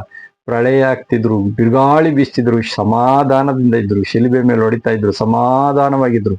ಅಂತ ಸಮಾಧಾನ ನಮ್ಗೆ ಸಿಗ್ಬೇಕು ಅಂದ್ರೆ ದೇವರ ಯೋಜನೆಯನ್ನ, ದೇವರ ಚಿತ್ತವನ್ನ ಕಂಪ್ಲೀಟ್ ನಾವು ಅರ್ಥ ಮಾಡ್ಕೊಂಡಾಗ ಮಾತ್ರನೇ ಸಾಧ್ಯ. ಅದಕ್ಕೆ ತನಿಯಾದ ದೇವ್ರು ಹೇಳ್ತಾರೆ, ನಿಮ್ ಪ್ರಶ್ನೆ ಏನೇ ಇದ್ರು, ನಿಮ್ ಸಮಸ್ಯೆ ಏನಿದ್ರು, ನಿಮ್ ಪಾಪ ಎಷ್ಟಿದ್ರು ನಾನ್ ನಿಮ್ಗೆ ಉತ್ತರ ಕೊಡ್ತೀನಿ, ನಾನ್ ನಿಮ್ಗೆ ಪರಿಹಾರ ಕೊಡ್ತೀನಿ ಅಂತ ಕರೀತಾರೆ.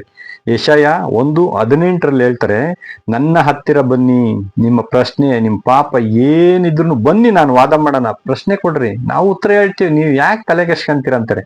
ಆದ್ರೆ ಇವತ್ತು ಲೋಕದಲ್ಲಿ ಯಾಕಪ್ಪ ಈ ತರ ಮಾತಾಡ್ತಾರೆ ಅಂದ್ರೆ, ಅವ್ರಿಗೆ ಹೆಚ್ಚು ವಿಷಯ ತಿಳಿದಲೇ ಹೋದ ಕಾರಣ ಅವ್ರಿಗೆ ಬೇರೆ ದಾರಿ ಇಲ್ದಲೆ ನೀವು ಹೆಚ್ಚು ಪ್ರಶ್ನೆ ಮಾಡಬಾರ್ದು. ಕೃಷಿ ಮೂಲ, ದೈವ ಮೂಲವನ್ನ ನೀವೇನ್ ಮಾಡ್ಬಾರ್ದು, ಕೆದಕ್ಬಾರ್ದು ಯಾವತ್ತೂ ಅಂದ್ಬಿಡ್ತಾರೆ. ಅಷ್ಟು ಕೇಳ್ಬಿಟ್ರೆ ಅವ್ರು ಅಷ್ಟಕ್ಕೆ ಭಯಪಟ್ಟು ಸುಮ್ಕಾಗ್ಬಿಡ್ತಾರೆ ವಿಶ್ವಾಸಿಗಳು. ಆ ಲೆವೆಲ್ಗೆ ಇವತ್ತು ಹೊರಟೋಗ್ಬಿಟ್ಟಿದ್ದಾರೆ. ಇಲ್ಲಿ ಇವು ನಿಮ್ಮ ದೇವರ ಮಾತುಗಳಿಗೆ, ದೇವರ ಯೋಜನೆಗಳಿಗೆ ಇವು ಸರಿವಂತವ ಅನ್ಬಿಟ್ಟು ನಾವೇನು ಯಾರಿಗೆ ಹೇಳ್ತಾ ಇದ್ದಾರೆ, ಯಾಕೆ ಹೇಳ್ತಾ ಇದ್ದಾರೆ, ಇವು ಯಾವ ಕಾಲಕ್ಕೆ ಅಪ್ಲೈ ಆಗ್ಬೇಕು ಪರಿಶೀಲನೆ ಮಾಡಿದ್ರೆ ಮಾತ್ರನೇ ನಾವು ಇವೆಲ್ಲವನ್ನ ಅರ್ಥ ಮಾಡಿಕೊಂಡು ನಡೆದಾಗ್ಲೇ ಬುದ್ಧಿಯುಳ್ಳ ಕನ್ನಿಕೆಯಾಗಿ ನಾವು ಸಿದ್ಧ ಆಗ್ಲಿಕ್ಕೆ ಸಾಧ್ಯ ಆಗ್ತದೆ. ಪರೀಕ್ಷೆ ಮಾಡೋದಕ್ಕೆ ಮುಂಚೆ ನಾವು ಇವುಗಳನ್ನ ಅದು ಹೆಂಗ್ ಬರ್ದಿದ್ದಾರೆ ಅನ್ನೋದನ್ನ ಅರ್ಥನೆ ಮಾಡ್ಕೊಂಡಲ್ಲೇ ಪರೀಕ್ಷೆ ಹೇಗ್ ಮಾಡ್ಲಿಕ್ಕೆ ಸಾಧ್ಯ ಆಗ್ತದೆ. ಅವುಗಳನ್ನು ನಾವು ಏನ್ ಮಾಡ್ಬೇಕು, ಒಂದೊಂದಾಗಿ ಕೂಲಂಕುಷವಾಗಿ ನೋಡ್ಬೇಕಾಗತ್ತೆ. ಅದಕ್ಕೆ ದೇವ್ರು ಯಾವ ರೀತಿ ಬರ್ದಿದ್ದಾರೆ ಅಂತ ನಾವು ನೋಡೋಣ. ಯೆಶಾಯ 29ನೇ ಅಧ್ಯಾಯ 10-12ನೇ ವಾಕ್ಯದಲ್ಲಿ ಈ ರೀತಿಯಾಗಿ ಬರೆಯಲ್ಪಟ್ಟಿದೆ. ಸಹೋದರರೇ, ಯೆಹೋವನು ನಿಮ್ಮ ಮೇಲೆ ಗಾಢ ನಿದ್ರೆಯನ್ನು ಬರಮಾಡಿ, ಪ್ರವಾದಿಗಳೆಂಬ ಕಣ್ಣುಗಳನ್ನು ಮುಚ್ಚಿ, ದಿವ್ಯ ದರ್ಶಿಗಳೆಂಬ ತಲೆಗಳಿಗೆ ಮುಸುಕು ಹಾಕಿದ್ದಾನಷ್ಟೇ. ದೈವ ದರ್ಶನವೆಲ್ಲ ಮುದ್ರೆ ಹಾಕಿದ ಶಾಸ್ತ್ರದ ಮಾತಿನ ಆಗಿದೆ. ಅದನ್ನ ಅಕ್ಷರ ಬಲ್ಲಂತ ತಿಳುವಳಿಕೆಯುಳ್ಳ ಜನಗಳ ಕೈಗೆ ಕೊಟ್ರೆ ಅವ್ರು ಏನ್ ಮಾಡ್ತಾರೆ, ಇದನ್ನ ಓದಪ್ಪ ಅಂದ್ರೆ ಇದು ಮುದ್ರೆ ಹಾಕ್ಬಿಟ್ಟೈತೆ ಅರ್ಥ ಆಗಲ್ಲ ಅಂತಾರೆ. ಆದ್ರೆ ಅಕ್ಷರವಿಲ್ಲದವನಿಗೆ ಅದನ್ನ ಓದಪ್ಪ ಅಂತ ಕೊಟ್ರೆ ನನಗೆ ವಿದ್ಯೆ ಇಲ್ಲ ಅಂತಾನೆ ಅಂತ ದೇವರ ವಾಕ್ಯ ಸ್ಪಷ್ಟವಾಗಿ ಬರ್ತದೆ. ಇನ್ನೊಂದು ವಾಕ್ಯವನ್ನು ನೋಡ್ಬಿಡೋಣ. ಯಶಾಯ 8:16 ಬೋಧನೆಯನ್ನ ಕಟ್ಟಿಡು ಅಥವಾ ಸಾಕ್ಷಿಯನ್ನ ಕಟ್ಟಿಡು, ನನ್ನ ಶಿಷ್ಯರೊಳಗೆ ಉಪದೇಶವನ್ನ ಮುಚ್ಚಿ ಮುದ್ರೆ ಹಾಕ್ಬಿಡು ಅಂತ ಹೇಳ್ತಾರೆ. ವಾಕ್ಯ ಸ್ಪಷ್ಟವಾಗಿದೆ. ಅಂದ್ರೆ KJV ಸಾಕ್ಷಿ ಅಂತಂದ್ರೆ ಹೊಸ ಒಡಂಬಡಿಕೆಯ ಪುಸ್ತಕಗಳನ್ನ ಮತ್ತು ಹಳೆ ಒಡಂಬಡಿಕೆ ನ್ಯಾಯ ಪ್ರಮಾಣವನ್ನ ಏನ್ ಮಾಡ್ರಿ, ಸೀಲ್ ಮಾಡ್ಬಿಡ್ರಿ ಅಂತ ಹೇಳ್ಬಿಟ್ಟವ್ರಂತ ದೇವ್ರು. ಯಾಕೆ ದೇವ್ರ ಮುದ್ರೆ ಹಾಕ್ಬಿಟ್ಟಿದ್ರು? ಯೋಚನೆ ಮಾಡ್ರಿ, ಯಾಕೆ ದೇವ್ರ ಮುದ್ರೆ ಹಾಕ್ಬೇಕಾಯ್ತು? ಎಲ್ರಿಗೂ ಇದನ್ನ ಈಜಿಯಾಗಿ ಅರ್ಥ ಮಾಡ್ಕೊಳ್ಲಿಕ್ಕೆ ಸಿಗ್ಬೇಕಾಯ್ತಲ್ಲ. ದೇವ್ರು ಯಾಕೆ ಆ ರೀತಿ ಮಾಡಿದ್ರು ಅಂದ್ರೆ, ಇದು ಸಾಮಾನ್ಯವಾದಂತಹ ಪುಸ್ತಕ ಗ್ರಂಥ ಅಲ್ಲ. ಕ್ರಿಸ್ತನಲ್ಲಿ ಪ್ರೀತಿಯ ಸಹೋದರ ಸಹೋದರಿಗಳೇ, ನಿಮ್ಮ ಮುತ್ತುಗಳನ್ನ ಹಂದಿ ಮುಂದೆ ನಾಯಿಗಳ ಮುಂದೆ ಹಾಕ್ಬಿಡ್ರಿ ಅಂತ ಯೇಸು ಕ್ರಿಸ್ತರು ಹೇಳಿದಾರೆ ತಾನೆ. ಯಾಕೆಂದ್ರೆ ಅವು ಮತ್ತೆ ಅವನ್ನ ಮೂಸ್ ನೋಡ್ಬಿಟ್ಟು ನಿಮ್ಮನ್ನ ಬಂದು ಏನ್ ಮಾಡ್ಬಿಡ್ತಾರೆ, ಸೀಳಾಕ್ಬಿಡ್ತಾರೆ ಅಂತ ಹೇಳ್ತಾರೆ. ಹಂಗಾದ್ರೆ ಇದು ಸಾಮಾನ್ಯ ಜನಗಳಿಗೆ, ಸತ್ಯವನ್ನ ವಿರೋಧ ಮಾಡುವಂತ ಅಪನಂಬಿಕೆಯುಳ್ಳ ಬುದ್ಧಿ ಇಲ್ದಂತ ಜನಗಳಿಗೆ ಇದನ್ನ ನಾವು ತಿಳುವಳಿಕೆಯನ್ನ ಕೊಟ್ಟುಬಿಟ್ರೆ, ಅರ್ಥ ಮಾಡ್ಕೊಂಡ್ಬಿಟ್ರೆ ಅವು ನಮ್ಮನ್ನ ತೊಂದರೆ ಪಡಿಸ್ತವೆ, ಇದರಿಂದ ಹಾನಿ ಆಗ್ತದೆ. ಅದಕ್ಕೆ ಇದನ್ನ ನಿಜವಾಗಿ ಅರ್ಥ ಮಾಡ್ಕೊಳ್ಳುವಂತ ದೀನರಿಗೆ ಯೇಸು ಕ್ರಿಸ್ತರು ಯಾರಿಗೆ ಸುವಾರ್ತೆಯನ್ನ ಸಾರಿದ್ರು? ಬಡವರಿಗೆ, ಒಂದು ತಗ್ಗಿದ ಹೃದಯ ಉಳ್ಳಂತವರಿಗೆ, ಆತ್ಮದಲ್ಲಿ ಬಡವರಾಗಿರುವಂತವರಿಗೆ, ಅವರಿಗೆ ಸುವಾರ್ತೆಯನ್ನ ತಿಳಿಸ್ತದೆ. ಸತ್ಯವನ್ನ ಹೇಳಿದ್ರೆ ಪ್ರೀತಿಯಿಂದ ದೇವರನ್ನ ಅಕ್ಸೆಪ್ಟ್ ಮಾಡ್ತಾರೆ. ದೇವರು ಎಂಥ ಒಂದು ಕರುಣಾಮಯ, ನಮ್ಮ ರಕ್ಷಣೆಗೋಸ್ಕರ ಏನೆಲ್ಲ ಯೋಜನೆ ಮಾಡಿದ್ದಾರೆ ಅಂತ. ಅಂಥವರಿಗೆ ನಾವು ಸುವಾರ್ತೆಯನ್ನ, ಸತ್ಯವನ್ನ ಅರ್ಥ ಮಾಡ್ಕೊಂಡ್ಲಿ ಪರಲೋಕಕ್ಕೆ ಹೋಗ್ತಕ್ಕಂಥ ಕೆಲವು ಭಕ್ತರಿಗೆ ಮಾತ್ರ ಇದು ಅರ್ಥ ಆದ್ರೆ ಸಾಕು ಅನ್ನೋದು ದೇವರ ಚಿತ್ತ. ಅದನ್ನ ಬಿಟ್ಟು ನಾವಿವತ್ತು ಏನ್ ಮಾಡ್ತಾ ಇದೀವಿ, ಎಲ್ಲರನ್ನು ಬಲವಂತವಾಗಿ ಸತ್ಯನ ಹೇಳಲಿಕ್ಕೆ ಹೋಗ್ತಾ ಇದೀವಿ. ಇದು ತಪ್ಪು. ಇದು ದೇವರ ಚಿತ್ತ ಇಲ್ದಲೆ ಯಾರು ನಾವು ಆ ರೀತಿಯಲ್ಲಿ ಮಾಡಕ್ ಹೋಗ್ಬಾರ್ದು. ಕೇಳುವಂತ ಕಿವಿ ಉಳ್ಳವರಿಗೆ ಮಾತ್ರನೇ ನಾವು ಹೇಳ್ಬೇಕು, ಕೇಳುವಂತ ಮನಸ್ಥಿತಿ ಉಳ್ಳವಂತವರಿಗೆ ಮಾತ್ರನೇ ನಾವು ಸಾರಬೇಕು. ಮತ್ತೊಂದು, ನಾವು ಬೈಬಲ್ ಮುದ್ರೆ ಹಾಕಿದೆ ಅಂತ ನಾವು ನೋಡ್ತೀವಲ್ಲವ್ರ, ದಾನಿಯೇಲ 12:9 ಹೇಳ್ತಾರೆ, ದಾನಿಯೇಲನೇ ಈ ಮಾತುಗಳನ್ನ ಎಲ್ಲಿನ ತನಕ ಮುದ್ರೆ ಹಾಕ್ಬಿಡು ಅಂದ್ರೆ ಅಂತ್ಯಕಾಲದವರೆಗೂ ಮುಚ್ಚಿ ಮುದ್ರಿಸವಾಗ್ಬಿಡ್ಲಿ, ಮುದ್ರೆ ಹಾಕ್ಬಿಡಪ್ಪ ಅಂತ ಹೇಳ್ತಾರೆ ದೇವ್ರು. ದಾನಿಯೇಲ ಕೇಳ್ತಾರೆ, ಕೇಳಿದ್ಕೆ ನಿನಗೀಗ ಅರ್ಥ ಆಗಲ್ಲ. ಯಾಕೆಂದ್ರೆ ಇವು ಸಾವಿರಾರು ವರ್ಷಗಳ ನಂತರ ಇವು ಬರ್ತಕ್ಕಂಥ ವಿಷಯಗಳು, ದೇವರ ರಾಜ್ಯದಲ್ಲಿ ನಡೆಯುವಂತ ವಿಷಯಗಳಾಗಿವೆ ಇವೆಲ್ಲ. ಇವು ನಿನಗೆ ಈಗಲೇ ಬೇಕಾಗಿಲ್ಲ, ಇವು ಮುಂದೆ ಬರುವಂತ ಜನಗಳಿಗೆ, ದೇವ ಭಕ್ತರುಗಳಿಗೆ ಇದು ತಿಳಿಸಲ್ಪಡ್ತದೆ. ಅಲ್ಲಿನ ತನಕ ನೀನೇನ್ ಮಾಡು, ಮುದ್ರೆ ಹಾಕ್ಬಿಡು ಅಂತ ಹೇಳ್ತಾರೆ. ಅದಕ್ಕೆ ಇನ್ನೊಂದು ಕಾರಣ ಏನಂದ್ರೆ, ಇದು ಅಮೂಲ್ಯವಾದಂತ ಪವಿತ್ರವಾದಂತ ಗ್ರಂಥ. ಇದನ್ನ ತಿಳಿದುಕೊಂಡು ಅನೇಕರು ಮುಂದೆ ಸ್ವಾರ್ಥಕ್ಕೆ, ತಮ್ಮ ಹೊಟ್ಟೆಪಾಡಿಗೋಸ್ಕರ, ತಮ್ಮ ಒಂದು ಬೇಳೆ ಬೇಯಿಸ್ಕೊಳ್ಲಿಕ್ಕೆ ಇದನ್ನ ಏನೇನೋ ಮಾಡಿ ಅನ್ಯಾಯವಾಗಿ ಇದನ್ನ ಕೆಡಿಸ್ತಾರೆ ಅನ್ನೋ ಉದ್ದೇಶಕ್ಕೋಸ್ಕರ ಇದನ್ನ ಮುದ್ರೆ ಹಾಕ್ಬಿಟ್ಟಿದ್ದಾರೆ. ಆದ್ರೂ ಈ ಜನ ಬಿಡ್ತಾ ಇಲ್ಲ. ಎಷ್ಟೋ ಜನ ಸ್ವಲ್ಪ ತಿಳ್ಕೊಂಬಿಟ್ಟು ದೊಡ್ಡದಾಗಿ ನಾನು ತಿಳಿದಿದ್ದೀನಿ ಅಂತ ಎಲ್ಲರೂ ಇವತ್ತು ಬೋಧಕರಾಗಿ ಹೋಗಿ ದೇವರ ನಾಮಕ್ಕೆ ದೂಷಣೆ ಬರೋ ತರ ಮಾಡಿ ಹಲವಾರು ನಂಬಿಕೆಗಳನ್ನ ಅದರಲ್ಲಿ ತಂದಾಕಿ ಹಲವಾರು ಜನಗಳ ಹೃದಯವನ್ನು ಕೆಡಿಸಿ ಹಲವಾರು ನಂಬಿಕೆಯಲ್ಲಿರುವಂತವ್ರನ್ನ ಕರ್ಕೊಂಬಂದು ನಡ್ನೀರಿನಲ್ಲಿ ಕೈ ಬಿಡ್ತಕ್ಕಂತ ಪರಿಸ್ಥಿತಿಗೆ ಹೋಗಿದ್ದಾರೆ ಸಹೋದರ ಸಹೋದರಿಗಳು ಇವತ್ತು. ಅದಕ್ಕೆ ದೇವ್ರು ಏನ್ ಮಾಡಿದರೆ, ನಿರ್ದಿಷ್ಟವಾದ ಜನಗಳಿಗೆ ಇದನ್ನ ತಲುಪಿಸ್ಬೇಕು, ಅಪವಿತ್ರಗೊಳಿಸಬಾರ್ದು ಅಂತ ಭದ್ರವಾಗಿ ಇಟ್ಟು ಲಾಕ್ ಮಾಡಿದ್ದಾರೆ, ಸೀಲ್ ಮಾಡಿದ್ದಾರೆ, ಮುದ್ರೆ ಹಾಕ್ಬಿಟ್ಟಿದ್ದಾರೆ ಲಾಕರಲ್ಲಿ ಇಟ್ಟುಬಿಟ್ಟು. ಆದ್ರಿಂದ ಇದು ಎಲ್ಲಿನ ತನಕ ಅಂದ್ರೆ ಅಂತ್ಯಕಾಲ. ಹಾಗಾದ್ರೆ ಇದು ಅಂತ್ಯಕಾಲವಲ್ವಾ? ಈಗ ಯಾವಾಗ ಇದೆಲ್ಲ ಓಪನ್ ಆಗ್ಬಿಡ್ತು, ನಿಮ್ಗೆಲ್ಲ ಹೆಂಗ್ ಗೊತ್ತಾಗ್ಬಿಡ್ತು ಅಂತ ನಿಮ್ಗೊಂದು ಪ್ರಶ್ನೆ ಬರ್ಬೋದು. ಆದ್ರೆ ನಮ್ಗೆ ವಾಕ್ಯ ಹೇಳ್ತೈತೆ. ಪ್ರಕಟಣೆ 10ನೇ ಅಧ್ಯಾಯ 7ನೇ ವಾಕ್ಯದಲ್ಲಿ ಹೇಳ್ತಾರೆ, ಯುಗಾಂತರಗಳಲ್ಲಿ ಜೀವಿಸುವಾತನ ಮೇಲೆ ಆಣೆ ಇಟ್ಟು ಇನ್ನು ಸಾವಕಾಶ ಇರುವುದಿಲ್ಲ. 7ನೇ ದೇವದೂತನು ತುತ್ತೂರಿಯನ್ನು ಊದುವುದಕ್ಕಿರುವ ಸಮಯದಲ್ಲಿ ಇದುವರೆಗೆ ಗುಪ್ತವಾಗಿದ್ದಂತ ಸಂಕಲ್ಪವನ್ನು ತನ್ನ ದಾಸರಾದ ಪ್ರವಾದಿಗಳಿಗೆ ಶುಭ ವರ್ತಮಾನವಾಗಿ ಮುಂದೆ ತಿಳಿಸಿದ್ದಂತ ಪ್ರಕಾರವಾಗಿಯೇ ಈಗ ನೆರವೇರಿಸುವರು ಎಂಬುದಾಗಿ ಹೇಳ್ತಾರೆ. ಹಾಗಾದ್ರೆ ಇದು ಅಂತ್ಯಕಾಲವಾಗಿದೆ. ಈ ಕಾಲದಲ್ಲಿ 7ನೇ ದೇವದೂತನು ತುತ್ತೂರಿಯನ್ನ ಊದಿದನು. ಆ ಸಮಯದಲ್ಲಿ ಅಂತಂದ್ರೆ ತುತ್ತೂರಿ ಅಂದ್ರೆ ಇವೆಲ್ಲ ಏನು ಅನ್ನೋದನ್ನ ನಾವು ಅರ್ಥ ಮಾಡ್ಕೊಬೇಕು. ಸತ್ಯವೇದದಲ್ಲಿ ತುತ್ತೂರಿ ಅಂದ್ರೆ, ಉದಾಹರಣೆಗೆ ಊರೆಲ್ಲ ತುತ್ತೂರಿ ಊದ್ಕೊಂಬಂದ್ಬಿಟ್ಟ ಅವನು ಅಂತಾರೆ. ಹಂಗಂದ್ರೆ ಏನಪ್ಪಾ ಅಂದ್ರೆ ಊರಿಗೆಲ್ಲರಿಗೂ ಸತ್ಯನ ಸಾರ್ಕೊಂಬಂದ್ಬಿಟ್ಟ ಅಂತ. ತುತ್ತೂರಿ ಅಂದ್ರೆ ಸತ್ಯವೇದದಲ್ಲಿ ಸತ್ಯ ಸಾರುವುದಕ್ಕೆ ತುತ್ತೂರಿ ಊದುವಂತ ಸಮಯ ಅಂತ ಕರೀತಾರೆ. ಹಂಗಾರೆ ಬೈಬಲ್ ಅಲ್ಲಿ ಆತ್ಮಿಕ ಅರ್ಥ ಸತ್ಯ ಸಾರುವಂತ ಸಂದರ್ಭ. ಇದುವರೆಗೆ ಮುದ್ರೆ ಹಾಕಲ್ಪಟ್ಟಂತ ಎಲ್ಲಾ ಸತ್ಯಗಳು, ಅದು ಆಮೋಸ 3:7 ಹೇಳಿದ ಪ್ರಕಾರವಾಗಿ ಎಲ್ಲವನ್ನ ತನ್ನ ದಾಸರಿಗೆ ಇವಾಗ ತಿಳಿಸಲ್ಪಟ್ಟಿದ್ದಾರೆ. ಈಗ ನಾವು ನಿಮಗೆ ಹೇಳುತ್ತಿರುವುದಲ್ಲಿ ಈಗಂತ ಇದೆಲ್ಲಾ ವಿಷಯಗಳನ್ನ 7ನೇ ದೇವದೂತನು ಸಾರಿದಂತ ಸತ್ಯದ ಸಂಗತಿಗಳಿವು. ಇವು ಯಾವ ಬೈಬಲ್ ಕಾಲೇಜಲ್ಲೂ ಹೇಳ್ಕೊಡಕ್ಕೆ ಸಾಧ್ಯನೇ ಇಲ್ಲ. ಯಾವ ಸಭೆಗಳಲ್ಲೂ ಇವು ಅನೇಕ ಸಭೆಗಳಲ್ಲಿ, ಯಾವ ಸಭೆಗಳಲ್ಲಿಯೂ ಅಂತಂದ್ರೆ ಅನೇಕ ಬಹುಪಾಲು ಸಭೆಗಳಲ್ಲಿ ಇವು ಹೇಳ್ಕೊಟ್ಟಿಲ್ಲ. ಇವು ಹೇಳ್ಕೊಡಕ್ಕೂ ಅವ್ರಿಗೆ ಗೊತ್ತಾಗಿಲ್ಲ. ಆ ಸತ್ಯಗಳು ನಾವೇನ್ ಮಾಡ್ಬೇಕು, ಇವತ್ತು ನಾವು ನಿಮ್ಗೆ ಹೇಳ್ಕೊಡ್ಲಿಕ್ಕೆ ಬಂದಿದ್ದೀವಿ. ಆದ್ರೆ ಇವನ್ನ ಪರೀಕ್ಷಿಸಿರಿ, ಸತ್ಯನ ಅಸತ್ಯನ ಪ್ರೂವ್ ಮಾಡಿ, ನಂಬಿಕೆ ಇದ್ರೆ ಸ್ವೀಕರಿಸಿ, ನಿಮಗೆ ನಂಬಿಕೆ ಇಲ್ಲ ಅಂದ್ರೆ ಬಿಟ್ಬಿಡಿ. ಇದಕ್ಕೆ ನೀವೇ ನಿಮ್ಮನ್ನ ಯಾಮಾರಿಸ್ಕೊಂಡಂಗ ಆಗ್ತದೆ. ಅದಕ್ಕೆ ಈ ಮುದ್ರೆಯನ್ನ ಒಡೆಯೋದಕ್ಕೂ ಕೀಗಳನ್ನ ದೇವ್ರೇನ್ ಮಾಡಿದ್ದಾರೆ, ಇಟ್ಟಿದ್ದಾರೆ. ಆ ಒಂದು ಬಂಗಾರದ ಬೀಗದ ಕೈಗಳೇ ಇದಾವೆ ಅಂತ ನಾವು ಯೋಚನೆ ಮಾಡ್ಬೋದು. ಅದಕ್ಕೆ ಬಂಗಾರದ ಬೀಗದ ಕೈ ಅಂತ ಹೆಸರು ಕೊಟ್ಬಿಡ್ಬೋದು ನಾವು. ಆದ್ರಿಂದ ಉದಾಹರಣೆಗೆ ಒಂದು ಮ್ಯಾಥಮೆಟಿಕಲ್ಸ್ ನಾವು ಲೆಕ್ಕ ಮಾಡಬೇಕು ಅಂತಂದ್ರೆ ಸೂತ್ರಗಳನ್ನ, ಕೋಡ್ಗಳನ್ನ ಬಳಸ್ಕೊಂಡು ನಾವು ಲೆಕ್ಕ ಮಾಡ್ದಲೇ ಇದ್ರೆ ಅದು ಲೆಕ್ಕ ಏನಾಗಲ್ಲ, ಸಿಗೋದಿಲ್ಲ ನಮ್ಗೆ. ಅದೇ ರೀತಿಯಲ್ಲಿ ಬೈಬಲ್ ನಲ್ಲಿ ಈ ಮುದ್ರೆಗಳನ್ನ ಹೊಡಿಬೇಕು ಅಂತಂದ್ರೆ, ನಮ್ಗೆ ಅದರ ಅರ್ಥ ಗೊತ್ತಾಗ್ಬೇಕು ಅಂತಂದ್ರೆ ಕೋಡ್ಗಳನ್ನ, ಸೂತ್ರಗಳನ್ನ ದೇವ್ರು ಏನ್ ಮಾಡಿದ್ದಾರೆ, ಸತ್ಯವೇದದಲ್ಲಿ ಇಟ್ಟಿದ್ದಾರಾ? ಖಂಡಿತ ಇಟ್ಟಿದ್ದಾರೆ. ವಾಕ್ಯನೇ ನೋಡಿ ಹೇಳಿತಾರೆ ನೋಡಿ. ಆ ರೀತಿನೂ ದೇವ್ರು ಏನ್ ಮಾಡಿದಾರಂತೆ ಬರ್ಸಿದ್ದಾರೆ. ಯೆಶಾಯ ಪ್ರವಾದನೆ ಗ್ರಂಥ 29ನೇ ಅಧ್ಯಾಯ 10ನೇ ವಾಕ್ಯ. ಯೆಶಾಯ ಪ್ರವಾದನೆ ಗ್ರಂಥ 29 10ನೇ ವಾಕ್ಯವನ್ನ ನಾವೇನ್ ಮಾಡೋಣ, ಓದ್ಕೊಳ್ಳೋಣ.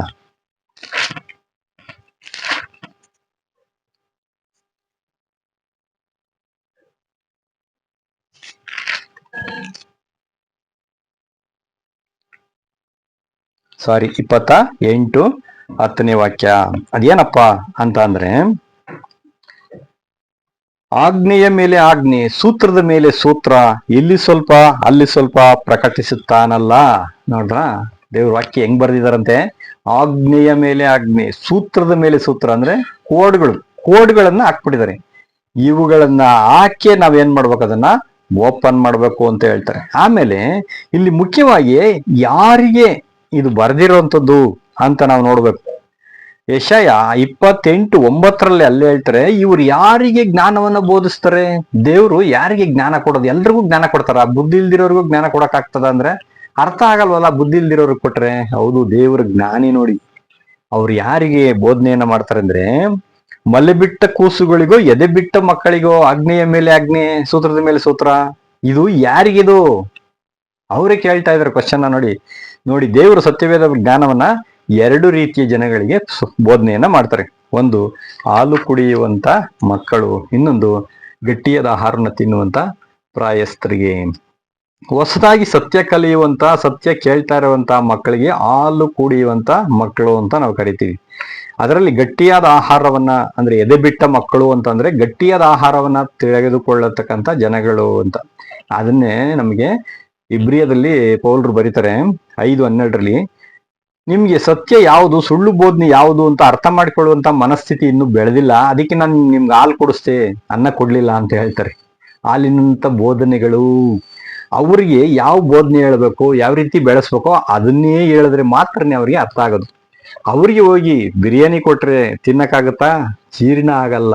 ಅಂದ್ರೆ ಅರ್ಥ, ಗುಡಾರ್ಥಗಳನ್ನ, ಪರಲೋಕದ ಸತ್ಯವನ್ನ, ದೇವರ ಸಾವಿರಾರು ವರ್ಷಗಳ ಯೋಜನೆಗಳನ್ನ, ಪ್ರವಾದನೆಗಳ ಗ್ರಂಥವನ್ನ, ಸಾಮ್ಯಗಳನ್ನ ಎಲ್ಲವನ್ನು ಹೇಳಿದ್ರೆ ಅವ್ರಿಗೆ ಅರ್ಥ ಆಗಲ್ಲ. ಅದಕ್ಕೆ ಹಾಲು ಕುಡಿಯುವಂತ ಮಕ್ಕಳು ಅಂದ್ರೆ ಅಂತ ಒಂದು ಹೊಸದಾಗಿ ಸತ್ಯಕ್ಕೆ ಬಂದಿರುವಂತವ್ರು, ಅವರ ಮನಸ್ಥಿತಿಗಳನ್ನು ನೋಡಿ ಅವರಿಗೆ ಅಂತ ಬೋಧನೆಗಳನ್ನ ಕೊಡ್ತಾರೆ ದೇವರು ಅವರಿಗೆ. ಆದ್ರೆ ಪ್ರಾಯಸ್ಥರಿಗೆ ಎದೆ ಬಿಟ್ಟಂತ ಮಕ್ಕಳು ಅಂದ್ರೆ ಅವ್ರು ಹಾಲು ಕುಡಿಯೋ ಸ್ಟೇಜನ್ನ ಬಿಟ್ಟುಬಿಟ್ಟಿದ್ದಾರೆ. ಅವರು ಅಂದ್ರೆ ಏನಪ್ಪ, ಅವರು ಅಂದ್ರೆ ಸತ್ಯ ಯಾವುದು, ಸುಳ್ಳು ಯಾವುದು ಅರ್ಥ ಮಾಡ್ಕೊಳ್ಳುವಂತ ಕೆಪಾಸಿಟಿ, ಚೆನ್ನಾಗಿ ಸತ್ಯವೇದವನ್ನ ಸ್ಟಡಿ ಮಾಡ್ತಕ್ಕಂಥ ಮನಸ್ಥಿತಿ ಉಳ್ಳಂತವ್ರಿಗೆ ಪ್ರಾಯಸ್ಥರು ಅಂತಾರೆ. ಅಂಥವ್ರಿಗೆ ಇವರು ಆಜ್ಞೆಯ ಮೇಲೆ ಆಜ್ಞೆ, ಸೂತ್ರದ ಮೇಲೆ ಸೂತ್ರ ಅಂತ ಹೇಳ್ತಾರೆ. ಅಂಥವ್ರಿಗೆ ಕೋಡ್ಗಳು. ನೋಡಿ, ಅರ್ಥ ಮಾಡ್ಕೊಳ್ಳಿ. ಯಾರು ದೇವ್ರ ಯೋಜನೆ ತಿಳ್ಕೊಳ್ಬೇಕು, ದೇವ್ರ ಹತ್ರ ಜಾಸ್ತಿ ನಾವು ಬೆಳಿಬೇಕು ಅಂತ ಬರ್ತೀವೋ ಅಂಥವ್ರಿಗೆ ಈ ಪಾಠಗಳು. ಇವರಿಗೆ ಮಾತ್ರನೇ ಸತ್ಯವೇದ, ದೇವ್ರ ಯೋಜನೆ ಅರ್ಥ ಆಗ್ತದೆ ಅಂತ ಹೇಳ್ತಾರೆ. ಇಲ್ದಲೇ ಇದ್ರೆ ಅರ್ಥ ಆಗೋದಿಲ್ಲ ಇದು. ಈಗ ಇಲ್ಲಿ ಸ್ವಲ್ಪ ಅಲ್ಲಿ ಸ್ವಲ್ಪ ಅಂದ್ರೆ ಏನಪ್ಪಾ ಅದು? ಇಲ್ಲಿ ಸ್ವಲ್ಪ ಅಲ್ಲಿ ಸ್ವಲ್ಪ ಬರ್ದಿದಾರಲ್ಲ ಅಂದ್ರೆ, ಸತ್ಯವೇದದಲ್ಲಿ ಉದಾಹರಣೆಗೆ ಮೊದಲನೇ ಪ್ರವಾದಿ ಯಾರು ಅಂತಂದ್ರೆ ನಮ್ಗೆ ಗೊತ್ತು, ಅನೋಕ ಮೊದಲನೇ ಪ್ರವಾದಿ. ಈತ ಎಲ್ಲಿ ನಮಗೆ ಸಿಗ್ತಾನೆ ಈ ವ್ಯಕ್ತಿಯ ಬಗ್ಗೆ ಅಂತಂದ್ರೆ ಆದಿ ಕಾಂಡದಲ್ಲಿ ನಾವು ನೋಡ್ಬೋದಲ್ವ.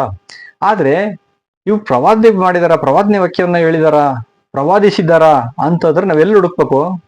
ಪ್ರಕಟಣೆ, ಲಾಸ್ಟ್ ಗ್ರಂಥ, ಪ್ರಕಟಣೆಯ ಹಿಂದಿನ ಗ್ರಂಥ. ಅದು ಯಾವುದು ಅಧ್ಯಾಯ ಅಂತಂದ್ರೆ ಯೂದಾ ಪತ್ರಿಕೆಯಲ್ಲಿ 14ನೇ ವಾಕ್ಯದಲ್ಲಿ ಪ್ರವಾದನೆಯನ್ನ ಬರೆದಿದ್ದಾರೆ ಹನೋಕ.